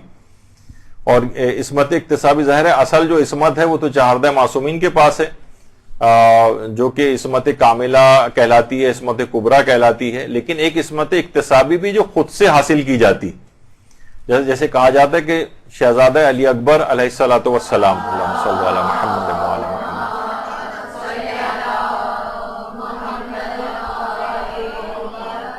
چہاردہ معصومین علیہم السلام والی عصمت تو نہیں تھی لیکن عصمت اکتسابی رکھتے تھے، جسے عصمت صغریٰ کہا جاتا ہے یا محفوظ عن الخطا کہا جاتا ہے. اسی طریقے سے حضرت عباس علمدار علیہ الصلوۃ والسلام، اللہم صل علی محمد وعلی محمد، عصمت اکتسابی کے حامل تھے. اسی طریقے سے مثلا حضرت زینب کبریٰ سلام اللہ علیہا، اللہم صل علی محمد،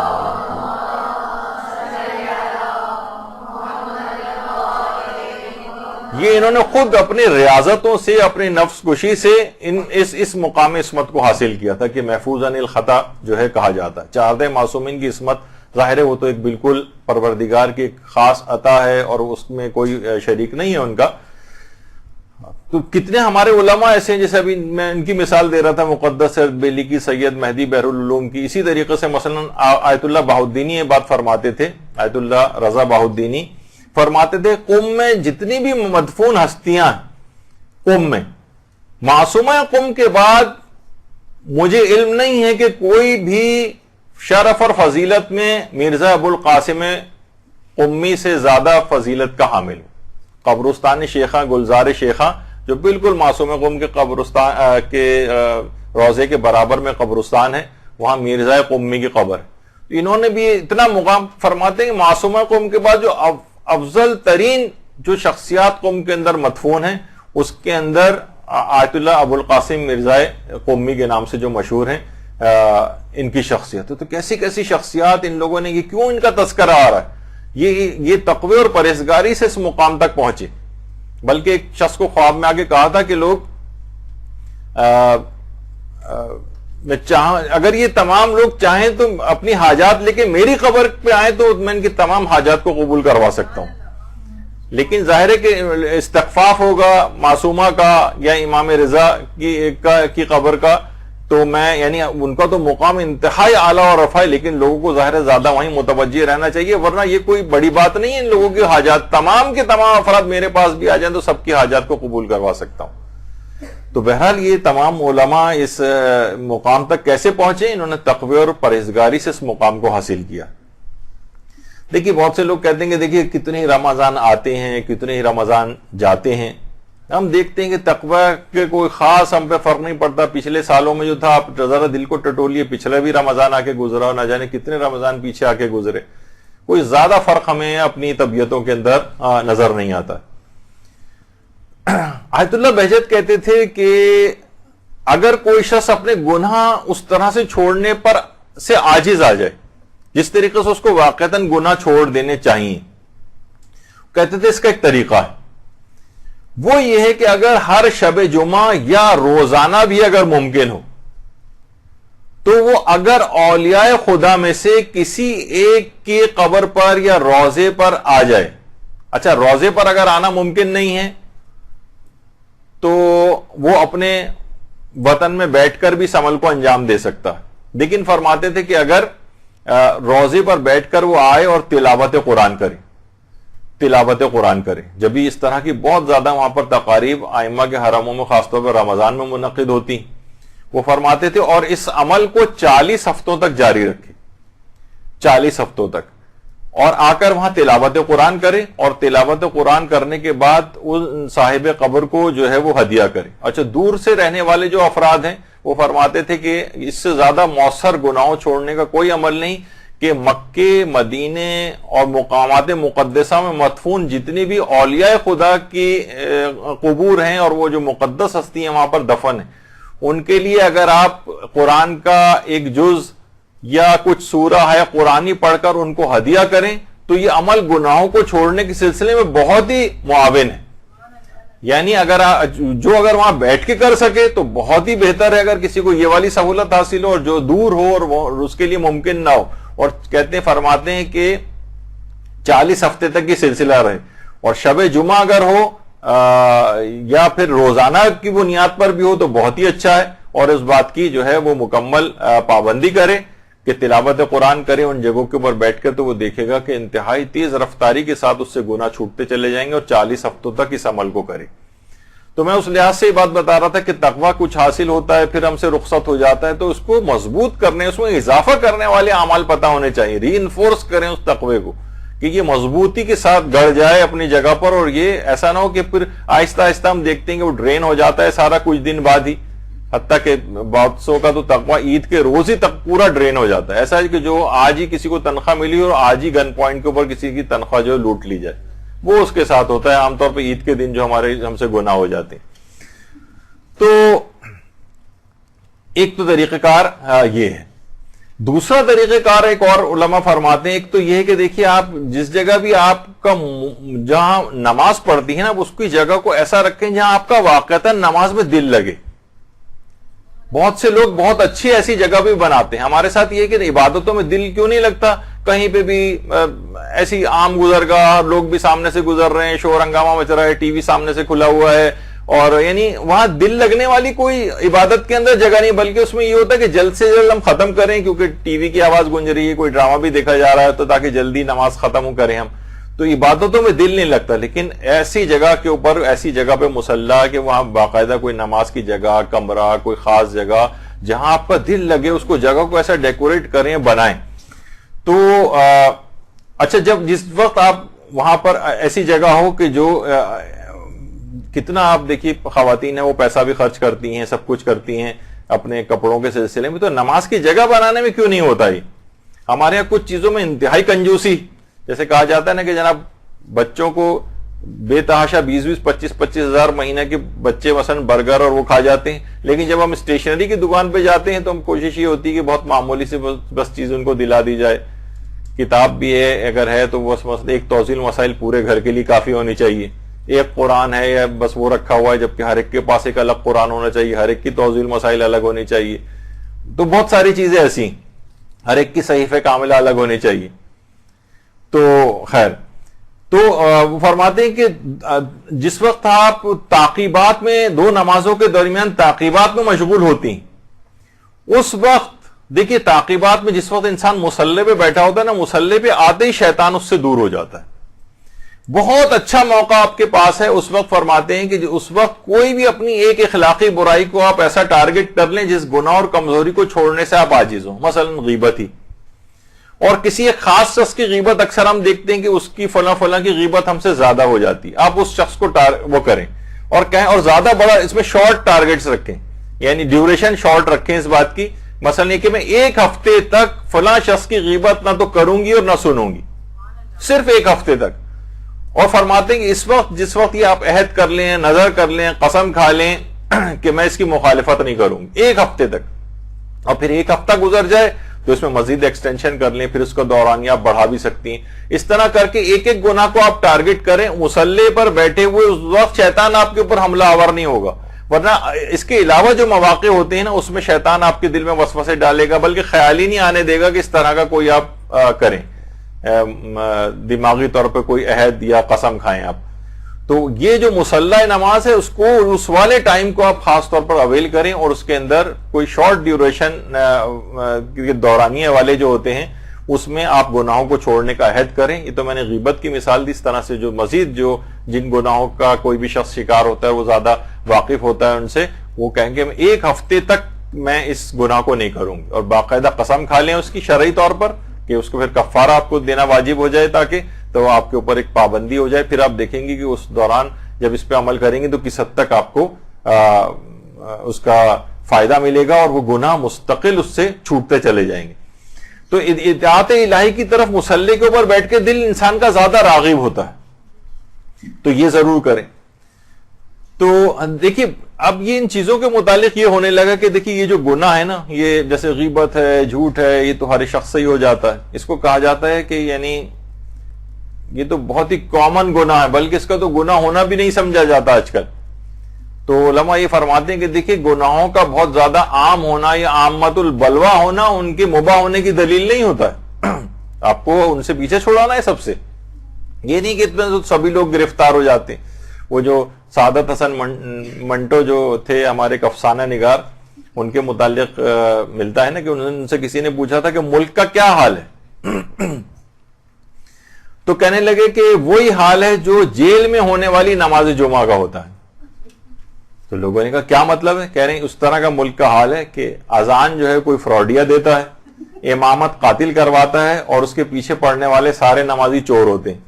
مقصد ہے کہ سارے لوگ ہی گناہوں کے اندر مبتلا ہیں، پورے کا پورا معاشرہ گناہوں کے اندر مبتلا ہے. تو ہم یہ دلیل کے طور پر نہیں دے سکتے کہ بھئی سبھی لوگوں سے گناہ ہو جاتا ہے تو ہم سے بھی ہو جاتا ہے تو کیا ہو گیا. نہیں، سب اس کا انجام بھگتیں گے. تو ہمیں بہرحال یہ کہ اپنے آپ کو ان تمام گناہوں سے بچانا. اور یہ بھی کہا جاتا ہے، علماء فرماتے ہیں جب بھی کہ چاہے تو انسان اپنے اس سے عمل سے سلمان فارسی کا ہمیں نشین بن سکتا ہے، اور اگر وہ چاہے تو اسی طریقے سے برے اعمال انجام دے کے ابو جہل کا ہم نشین بھی بن سکتا ہے. اچھا، یہ جو ہمارے ساتھ ہوتا ہے نا کہ ہم گناہ کرتے ہیں، ٹوٹ جاتا ہے جو عزم ہے ہمارا، اور ہم کوئی بھی چیز دل میں سوچتے ہیں کہ بس یہ ہم سے نہ ہو، لیکن اس کے باوجود ہم سے ہو جاتی ہے. علماء فرماتے ہیں اس کی ایک بہت بڑی وجہ ہے کہ ہم مال حرام اور مال مشکوک ہمارے جسموں کے اندر جاتا ہے. یہ بہت بڑا مسئلہ ہے.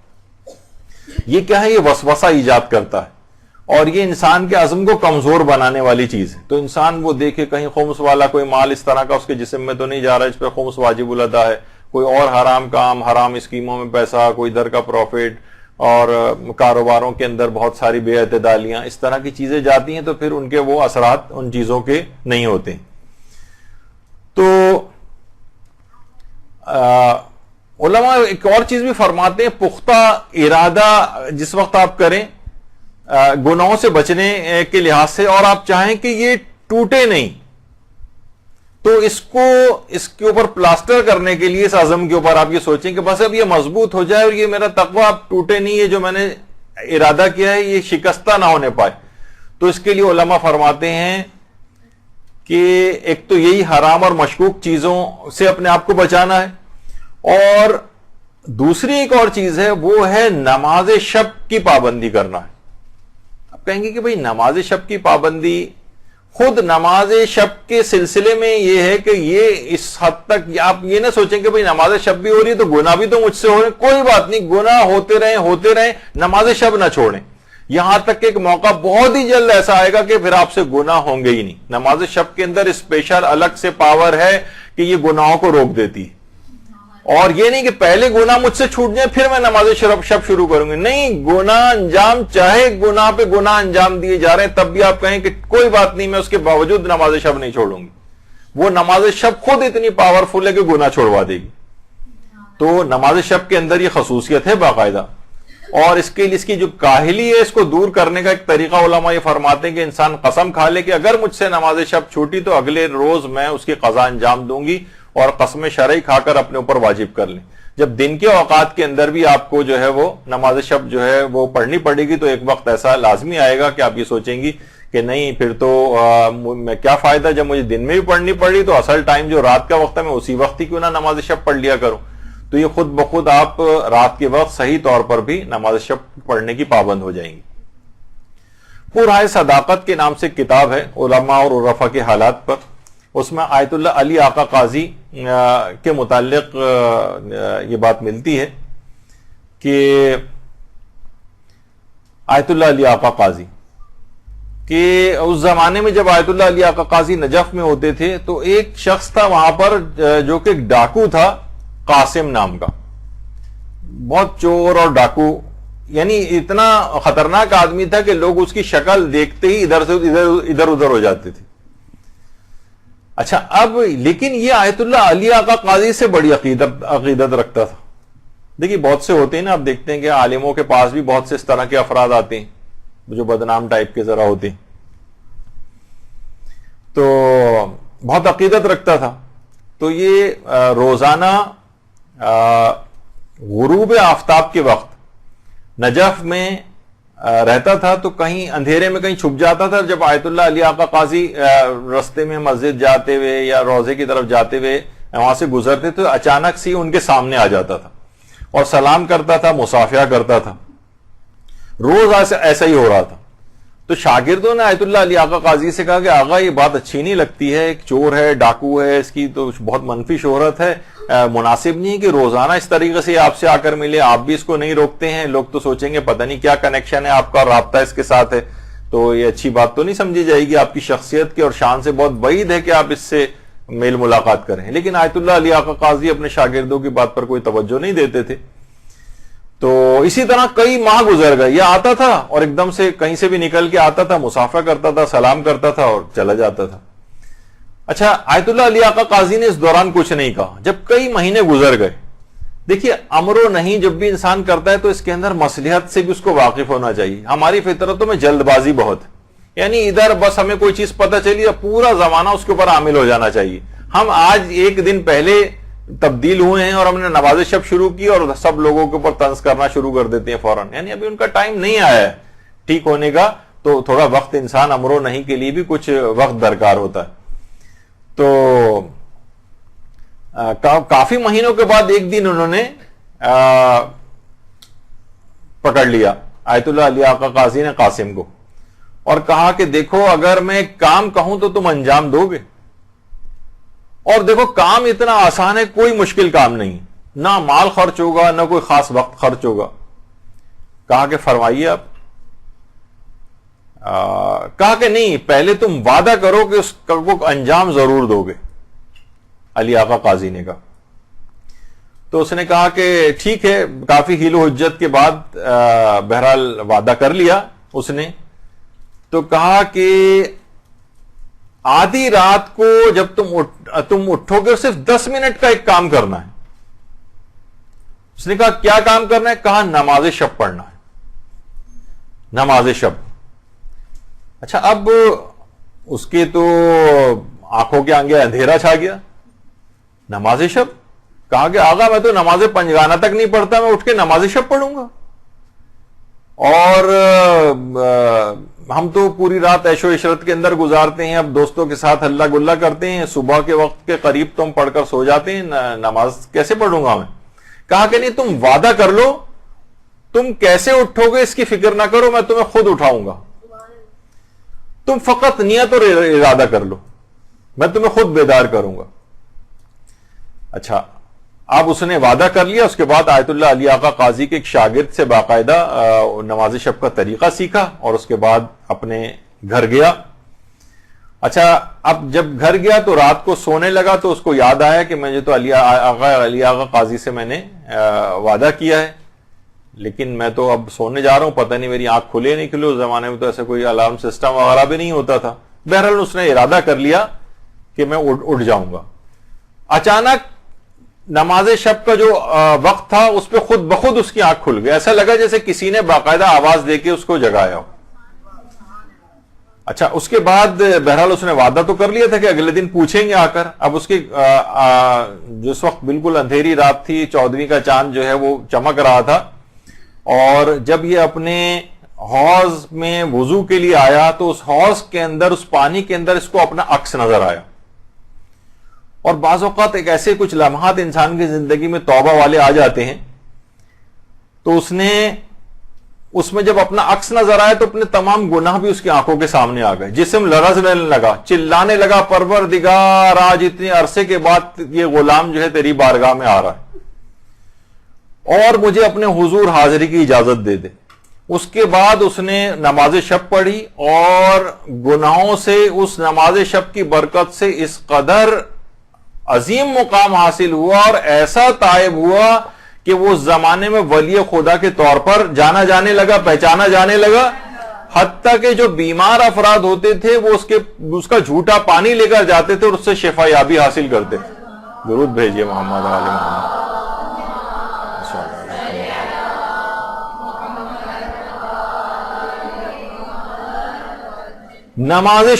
نماز شب نے اس قدر اس شخص سے، جب بھی آیت اللہ علی آقا قاضی فرماتے تھے کہ اگر کوئی شخص دنیا چاہتا ہے تو بھی نماز شب پڑھے، اور آخرت چاہتا ہے تو بھی نماز شب پڑھے، دنیا اور آخرت کی ہر خیر جمع ہے۔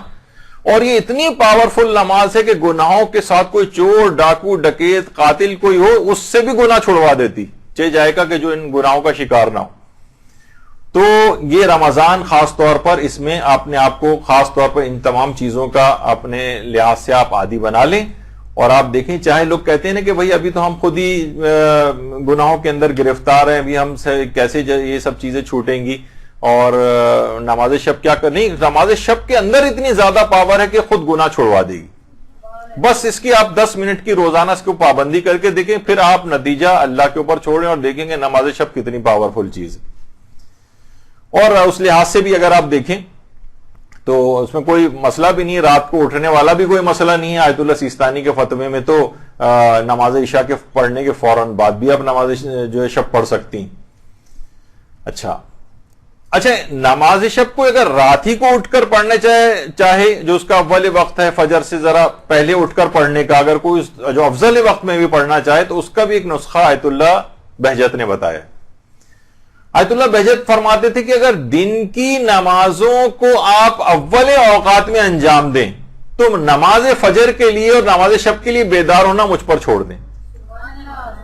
بس آپ کو رات میں اٹھنا مشکل ہو رہا ہے نا، تو دن کی نمازوں کو اول وقت میں اوقات میں انجام دے دو، خود بخود، یعنی مجھ پر چھوڑ دو۔ ایک لحاظ سے مجھ پر چھوڑ دو سے مرادی کہ پروردگار عالم خود بخود ایسے وسائل آپ کو مہیا کرے گا کہ آپ خود بخود نافلہ شب کے وقت اٹھ جائیں گی یا نماز فجر کے وقت۔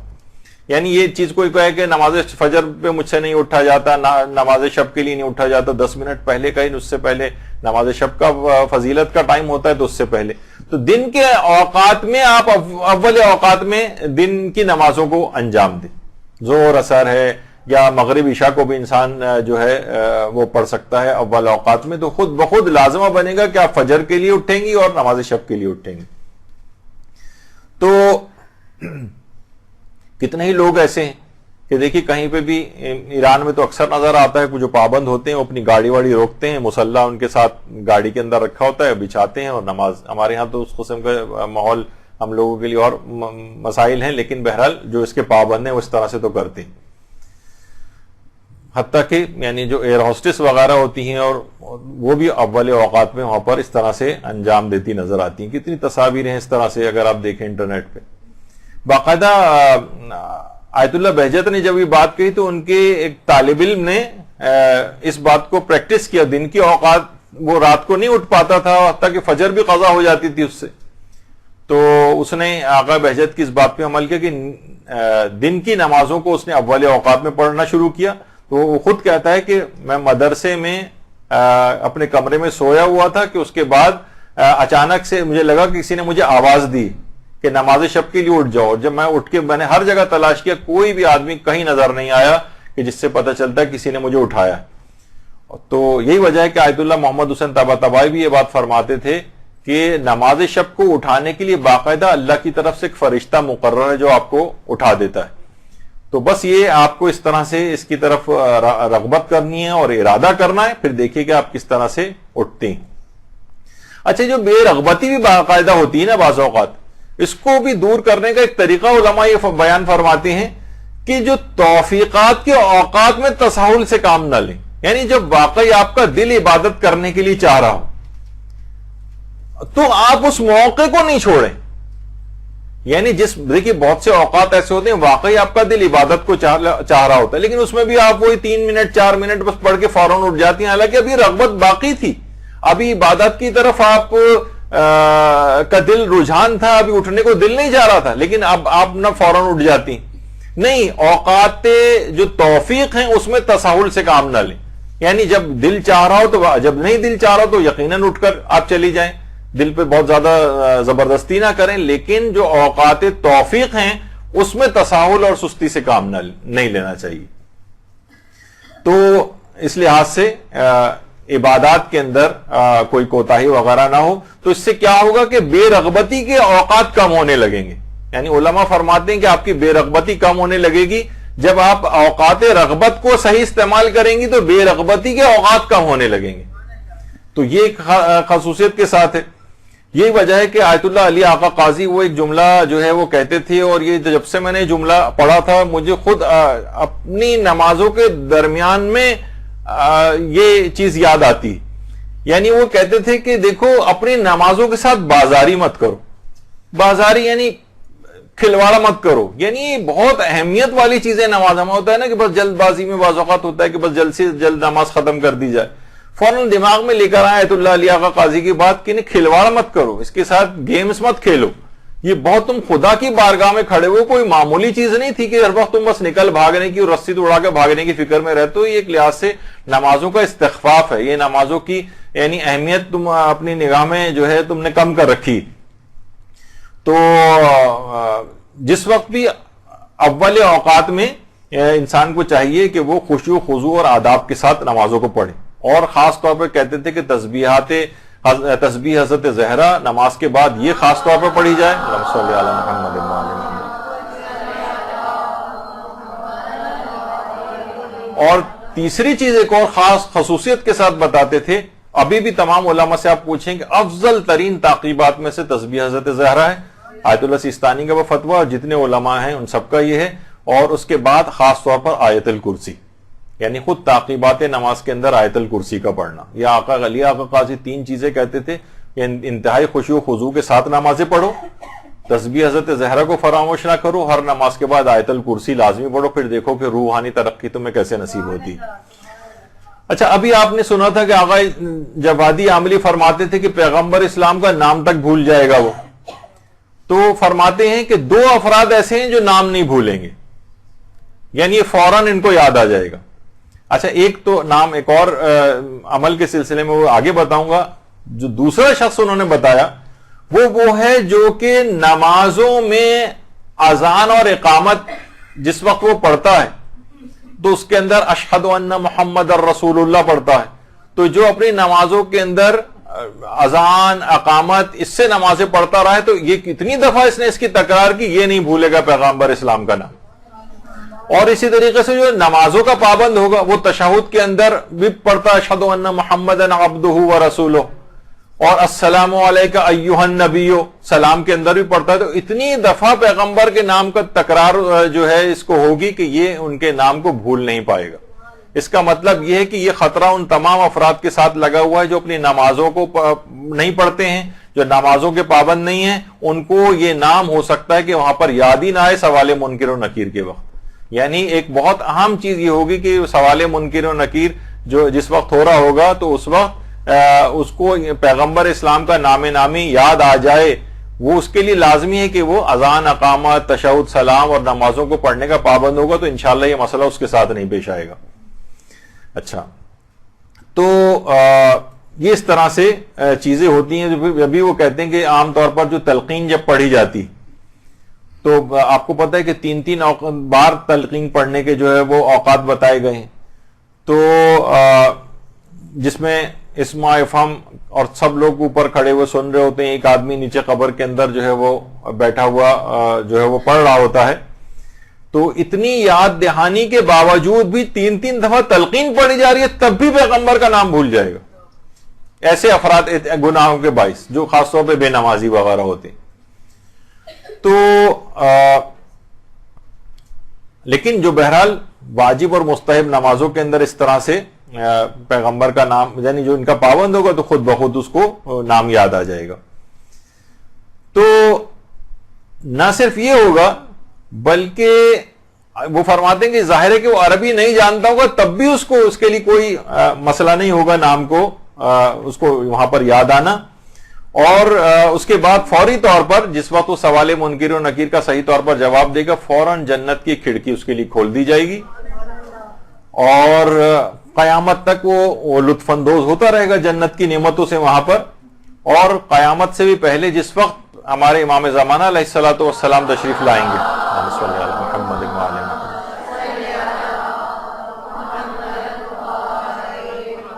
تو باقاعدہ ملتا ہے کہ ان کے ظہور کے بعد مومنین ایک دوسرے سے اپنی قبور میں ملاقاتوں کے لیے جائیں گے، اپنے دیگر مومنین کے قبور میں، اور فرشتے آئیں گے اور یہ آپشن پیش کریں گے کہ تمہارے زمانے کے امام نے ظہور کیے، اگر تم چاہو تو ان کی نصرت کے لیے ہمارے ساتھ چل سکتے ہو.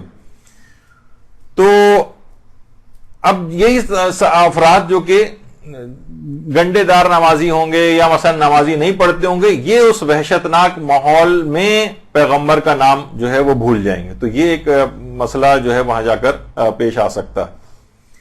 اچھا، اب کیونکہ اتنا وقت بھی نہیں ہے، مولانا بھی آنے والے ہوں گے تو مجھے جلد سے جلد اس کو ختم کرنا ہے. تو اب دیکھیے بہرحال یہ جو نماز شب ہے، اس میں امام حسین علیہ الصلوۃ والسلام نے بھی حضرت زینب سلام اللہ علیہ سے فرمایا تھا، اللہم صلی علی محمد وعلی محمد، کہ مجھے نماز شب میں نہ بھولنا. اور کوئی رات ایسی نہیں گزری تھی حتیٰ کہ 11 محرم والی رات کہ جس میں حضرت زینب سلام اللہ علیہ نے بیٹھ کے نماز پڑھنا، علماء فرماتے ہیں کہ خاندان اہل بیت میں بیٹھ کر نماز پڑھنا کوئی قیامت سے کم چیز نہیں ہوتی تھی. وہ ہمیشہ ہر مجبوری کی حالت میں بھی یعنی کھڑے ہو کر حتی الامکان نماز پڑھتے تھے. لیکن اس قدر مصائب ہو چکے تھے، اس قدر جسمانی مصیبتوں کا شکار ہو چکی تھی حضرت زینب کہ بیٹھ کر نماز حتیٰ کہ نماز واجب تک بیٹھ کر پڑھی تھی. تو بہرحال اچھا، اب یہ جو نماز ہے، نماز کے حوالے سے دیکھیں تو یعنی باقاعدہ یہ بات بھی کہی جاتی ہے کہ انقلاب ایران کا سے پہلے کا جو دور شمار ہوتا تھا، اس زمانے میں اس حد تک لوگوں کا نماز فجر کو ترک کرنا بھی اس قدر معمول بن چکا تھا کہ جس وقت رشتوں کی خواستگاری ہوتی تھی تو اس وقت ایک کوئی بہت ہی اہم ترین پوائنٹ کے خصوصیت کے طور پر یہ بات کہی جاتی تھی کہ یہ لڑکا نماز فجر بھی پڑھتا ہے. کہتے تو اچھا، یعنی اتنی عنقا بات تھی کہ یعنی جو کہ ہر مومن پر ویسے ہی فریضہ ہے، وہ بہت بڑی کوالٹی کے طور پر پیش کی جاتی تھی اگر کوئی شخص اس زمانے میں انقلاب سے پہلے نماز فجر اگر پڑھتا تھا. تو یہ تمام چیزیں ایسی ہیں کہ بہرحال ان کی طرف لوگوں کی توجہ عام طور پر نہیں ہوتی ہے.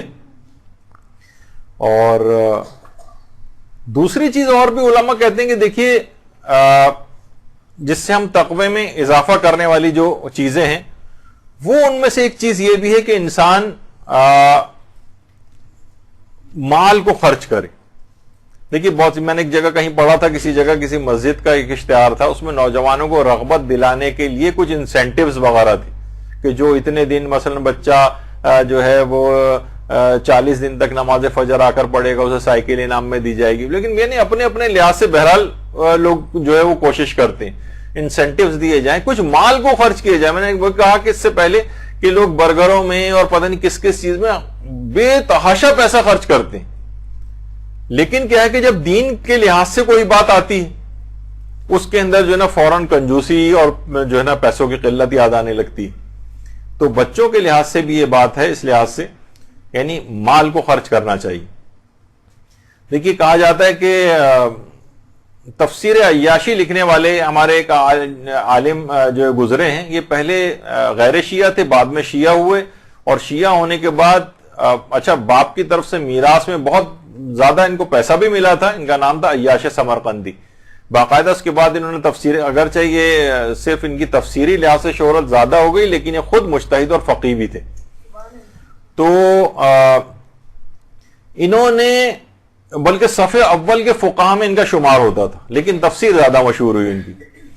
تو اتنی زیادہ جتنی بھی دولت ان کو میراث میں ملی تھی، انہوں نے ساری کی ساری وہ کتابوں کو جمع کرنے، اس کی نقول بنوانے اور طالب علموں کے اوپر سب کی سب دولت خرچ کر دی تھی. اور تفسیر قرآن کے لحاظ سے تو کتنے زیادہ مشہور ہوئے. تو ہمارے ہاں بھی یہی ملتا ہے، ہم دیکھتے ہیں کہ بہت ہوا تو پیسہ کتنا خرچ کرتے ہیں دینی تعلیم کے اوپر. مثلا وہی 1000-1500 روپے میں چاہتے ہیں کوئی دینی طالب علم، کوئی بھی بس ہمیں بس یہ قرآن پڑھنا تھوڑا بہت اس کو آ جائے بچے کو.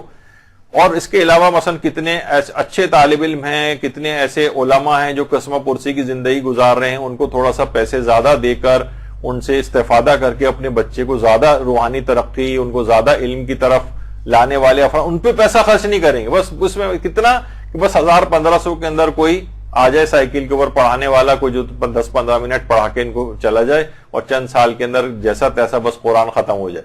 تو کیا ہے کہ دین کے اوپر پیسہ خرچ نہیں کرتے، دنیا کے اوپر بے تحاشا پیسہ خرچ ہوتا ہے. کسی دین کے کام میں جب ہوتا ہے تو ان کو اگر کہیں کہ جناب 5000 روپے قرآن پڑھانے کے لیے، کتنے لوگ ہیں جو بیچارے اسکائپ وغیرہ پہ دینی طالب علم پڑھا رہے ہوتے ہیں، پورا مہینہ بھی پڑھاتے ہیں، اور خاص طور پر باہر رہنے والے افراد جو ہیں کہتے ہیں نہیں ہم تو $15 سے زیادہ آپ کو نہیں دے سکتے، ہم تو $10 سے زیادہ آپ کو نہیں دے سکتے ایک مہینے میں.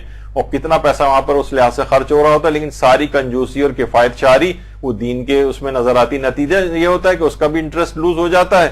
ظاہر ہے پیٹ ہر ایک کے ساتھ لگا ہوا ہے، وہ غریب لوگ ہوتے ہیں اور نہیں چل پاتا، تو ان کا بچہ زیادہ تر جاہل ہی اسی طرح سے رہ جاتا ہے، وہ بات آگے نہیں بڑھ پاتی. تو بہرحال مال کو خرچ کرنا اس لحاظ سے، یہ جو وقت ضائع ہو رہا ہے ہمارے بچوں کا، ان کا بچپن ختم ہوا چلا جا رہا ہے. ان موبائل فون، ٹھیک ہے بہت سی چیزیں دیکھیں ٹیکنالوجی کی ایسی ہیں کہ وہ اگلی جائے نہ نگلی جائے والا معاملہ ہوتا ہے، لیکن کیا ہے کہ وہ اب رمضان کی بھی ہے نا، وہ جو دعا ہے آپ دیکھیے گا، اللہم فک کل اسیر، تمام اسیروں کو رہائی عطا فرما. تو یہ جو اسیر بنے ہوئے ہیں موبائل فونوں، ہر شخص کے ہاتھ میں ہر وقت یہ کہ ہر وقت چلیں کسی کنسٹرکٹیو اس کے اندر استعمال ہو، لیکن ہر اس کو ابھی جو میں مثال دے رہا 30 سیکنڈ کے اندر 4 رکعتی نماز ختم کر کے بعد فوراً بعد گھنٹوں کے لیے یہ اٹھانا ہوتا ہے اس کے ہاتھ میں، یہ زندان کے اندر اس کو جانا ہوتا ہے. تو یہ بہرحال ایسی چیز ہے. وقت کا ضائع کرنا دینی اعتبار سے تقوی کا حصول وقت ضائع کرنے کے ساتھ جو ہے یہ ممکن نہیں.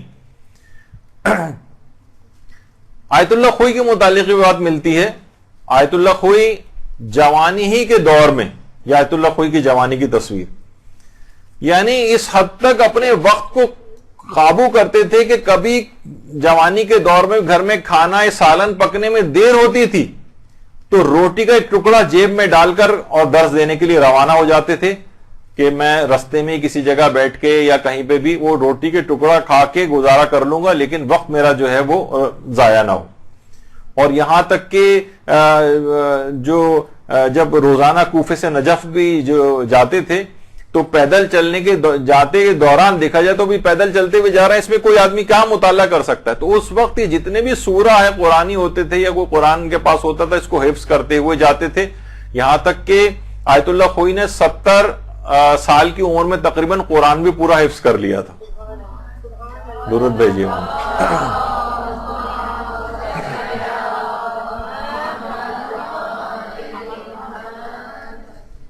اور آیت اللہ خوئی کا تو بہرحال یہ بھی نظریہ تھا کہ یعنی جو قرآن جتنا جس نے یاد کیا ہوا ہے احتیاط واجب ہے کہ اسے بھولنے نہ دے. تو بہرحال آیت اللہ سیستانی کا تو بہرحال یہ نظریہ نہیں ہے. آیت اللہ سیستانی کے جو استاد تھے آیت اللہ خوئی کا نظریہ تھا. آیت اللہ سیستانی کہتے ہیں بہتر تو یہ کہ یاد رکھا جائے لیکن یہ سب تک دہرانا احتیاط واجب یا واجب کی کیٹیگری کے اندر نہیں آتا ہے. لیکن آغا خوئی کا بہرحال یہ نظریہ تھا. اور اس حد تک قرآن آغا خوئی جو ہے اتنی تمام مصروفیات کے باوجود بھی قرآن سے اتنا ارتباط تھا کہ باقاعدہ اس زمانے میں محمود خلیل حصیری جو کہ مصر کے بہترین آج بھی یوٹیوب کے اوپر ان کی، اور ان کا بہت سادہ طریقہ تھا قرات قرآن کا، آج بھی آپ سن سکتی ہیں اس کے اوپر. تو آقا خوئی ان کی قرات قرآن بہت زیادہ سنا کرتے تھے، اور باقاعدہ انہوں نے خط لکھا تھا، اور محمود خلیل حصیری جیسا ماہر ترین قاری قرآن اس کی غلطیاں ایک دفعہ خط میں نکال کر بھجوائی تھیں. تو محمود خلیل نے پھر جوابی طور پر ایک خط لکھا تھا اور اعتراف کیا تھا کہ واقعی آپ نے صحیح غلطیوں کی میری نشاندہی کی ہے، بلکہ پھر اس کے بعد ان غلطیوں کی آقا خوئی نے جو اصلاح کی تھی اس کو تسلیم کیا اور اپنی غلطیوں کی اصلاح کی. تو وقت بالکل بھی ضائع نہیں کرتے تھے آقا خوئی. میں نے کہا نا کہ چلتے پھرتے بھی تلاوت قرآن کرتے تھے، اور یہی بات آقا بہجت فرماتے ہیں شیخ علی زاہد قمی. شیخ علی زاہد قمی یہ بہت ہی حتیٰ کہ بڑے بڑے عرفاء ان کی نماز جماعت میں آ کر شریک ہوتے تھے. یہ بھی اگر کسی دوست سے ملاقات کے لیے جاتے تھے اور کبھی انتظار کرنا پڑتا تھا تو وقت ضائع نہیں کرتے تھے، نماز مستحبی شروع کر دیتے تھے. حتیٰ کہ نماز جماعت پڑھنے کے لیے مسجد کی طرف جا رہے ہیں تو نماز، آپ کو پتہ ہے کہ مستحبی نماز چلتے پھرتے بھی ہو جاتی ہے، اس وقت کو بھی کیوں ضائع کریں؟ چلتے پھرتے بھی نماز مستحبی پڑھتے ہوئے مسجد کی طرف رواں دواں ہوتے تھے. کسی جگہ حتیٰ کہ مجلس میں جاتے تھے، کسی تقریب میں جاتے تھے، وہاں اگر کچھ وقت بچتا تھا کہ ابھی مثلا مجلس شروع ہونے میں کچھ وقت ہے، کونے میں جاتے تھے اور نماز مستحبی پڑھنا شروع کرتے تھے. کیوں اپنے وقت کو ضائع کریں؟ تو یہ تمام علماء جو کہ اتنے گزرنے کے بعد 100 150 سال گزرنے کے بعد بھی آج ہم بیٹھ کے ان کا تذکرہ کر رہے ہیں، وہ صرف اسی وجہ سے کر رہے ہیں کہ ان لوگوں نے ان تمام چیزوں کو حاصل کیا. ہم بھی چاہیں، اگر کبھی بعض اوقات لوگ واک کر رہے ہوتے ہیں، واک کر رہے ہیں مثلا آدھے گھنٹے کی واک کر رہے ہیں، اس کے دوران وہ نماز جعفر تیار پڑھ سکتے ہیں، اشارے کے ساتھ رکوع سجدہ کریں اور بہت معمولی سر کے اشارے سے کسی کو پتہ بھی نہیں چلے گا. نماز شب تک آپ جو ہے چلتے پھرتے پڑھ سکتی ہیں، واک کے درمیان پڑھ سکتی ہیں. کوئی شخص حتیٰ کہ یعنی آپ کو پتہ ہے کہ اس کے اندر اس طرح کی جو شرطیں نہیں ہوتی، تو اپنے وقت کو بالکل بھی انسان ضائع نہ کرے. یہی وجہ ہے کہ آقا محسن قراتی بعض احباب بتاتے ہیں کہ انہوں نے اتنے ایران ٹی وی پر تقریباً کے 10,000 گھنٹے کے درس مکمل ہو چکے ہیں، 10,000 گھنٹے. تو یہاں تک کہ بلکہ ایک مجھے باعتبار دوست نے بات بتائی، میں نے خود کہیں پڑھی تو نہیں ہے، لیکن انہوں نے کہا ہے کہ انہوں نے باقاعدہ اس بات کا پتہ چلا ہے کہ انہوں نے اگلے 30 سال کے دروس بھی پہلے سے ریکارڈ کروا دی، اور خود کہتے ہیں جس طریقے سے سگھڑ مائیں جو ہوتی ہیں وہ اگلے کچھ دنوں میں اگر کوئی مصروفیت ہوتی ہے تو پہلے سے کچھ کھانے بنا کے فریز کر دیتی ہیں. تو میں بھی اسی طریقے کا کام کر رہا ہوں کہ پہلے سے جو ظاہر ہے کہ ٹی وی کے اوپر بھی تو روزانہ ایک ایک درس آئے گا، کچھ ہوگا، تو انہوں نے اگلے 30 سال کے دروس پہلے سے ریکارڈ کرا کر رکھ دیے، فریز کروا دیے ہیں کہ یہ اگر میں مر بھی جاؤں تو میرے مرنے کے بعد بھی سلسلہ اس طرح سے چلتا رہا. اللہم صلی علی محمد.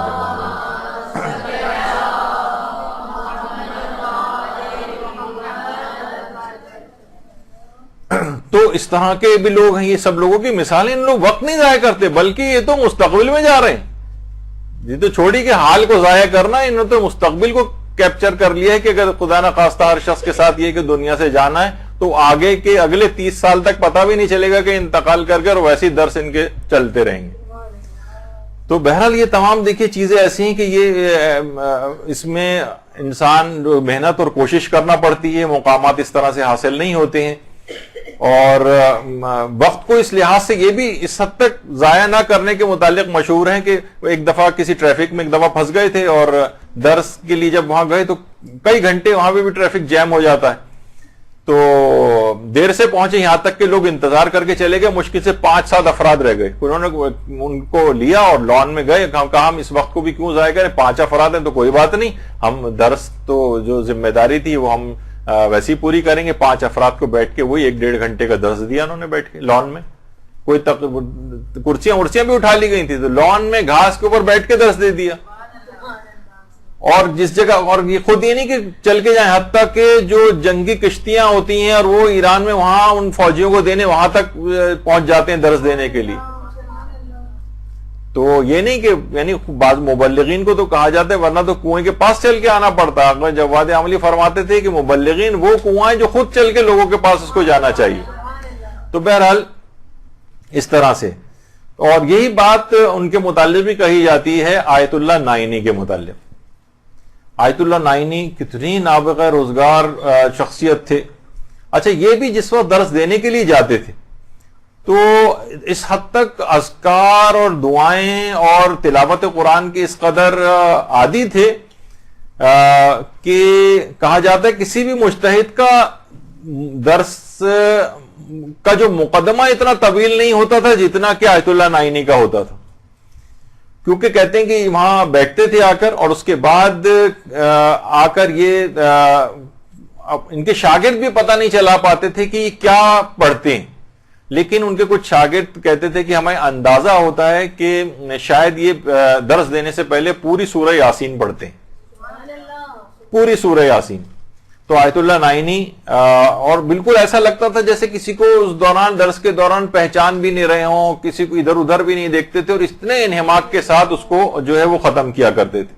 اور علماء فرماتے ہیں کہ شاید کہ یہ سورہ یاسین کی تلاوت کرتے تھے. تو یہی وجہ ہے کہ آیت اللہ بہجت کہتے تھے کہ بعض اوقات درس کا مقدمہ جو ہے وہ درس سے زیادہ طویل ہو جاتا تھا. اور اس کی مثال بڑی اچھی دیتے تھے کہ جس طریقے سے حضرت مسلم ابن عقیل کی جو اذن دخول ہے اور حضرت عباس علمدار علیہ السلام کا جو اذن دخول ہے وہ خود ان کی زیارت سے بھی زیادہ طویل ہے. تو کہہ رہے ہیں بس ان کا بھی تقریباً ایسے ہی حساب کتاب تھا کہ ان کے درس سے زیادہ ان کے درس کا جو مقدمہ جو ہے وہ طویل ہوتا تھا. اور اس طرح سے وہاں پر آیت اللہ نائینی جو ہے وہ تلاوت قرآن جو ہے وہ کیا کرتے تھے. تو ایک چیز اور بس اس میں بات ہم ختم کرتے ہیں کہ ذکر خدا سے کوشش یہ کریں کہ ذکر خدا سے مستقل آپ کی زبان معطر رہے. اور اس رمضان کے اندر جب بھی چوتھے امام کی سیرت میں ملتا ہے کہ باقاعدہ کہ سوائے امر بالمعروف کے اور تلاوت کے اور ذکر خدا اور تسبیح کے امام کی زبان پہ کوئی اور کلمہ آتا ہی نہیں تھا. تو اس رمضان کو خاص طور پر تقوی میں اگر اضافہ کرنا ہے تو آپ زیادہ سے زیادہ اس میں استفادہ کریں اور کوشش کریں کہ ہاتھ میں اگر ہر وقت تسبیح رہے، اور اگر کوئی شخص کاؤنٹر تسبیح بھی اپنے پاس رکھنا چاہتا ہے تو وہ بھی اس کے پاس رہے. تو جتنا بھی زیادہ اس کے لیے ممکن ہو وہ کوشش کرے کہ زبان پر مستقل ذکر خدا، جب تک ذکر خدا آتا رہے گا ہر وقت وہ پروردگار کی طرف مائل رہے گا، اور مائل رہنے کے بعد خود بخود گناہوں سے بچتا چلا جائے گا. تو اگرچہ ابھی بہت سے اس کے اندر چیزیں اور باقی تھیں، لیکن یہ کہ انشاءاللہ کیونکہ اب دوسرا جو درس ہے وہ بھی بہت اہم ہے، اور مولانا تقی مہدوی صاحب تشریف لے ہیں، وہ ان کا درس ہوگا. تو انشاءاللہ اس کے بعد اگلی ہماری جو اس کے بعد جو رمضان کی جو کلاس آئے گی وہ پوری 2 گھنٹے کی مکمل مسائل فقہ کی ایک پورا ریوائز کریں گے ہم بہت تیز رفتاری کے ساتھ، کیونکہ رمضان کے مسائل تو وہی ہوتے ہیں، بس تیز رفتاری کے ساتھ تاکہ آپ کے سامنے ایک ریویو ان کا ہو جائے. اور اس کے بعد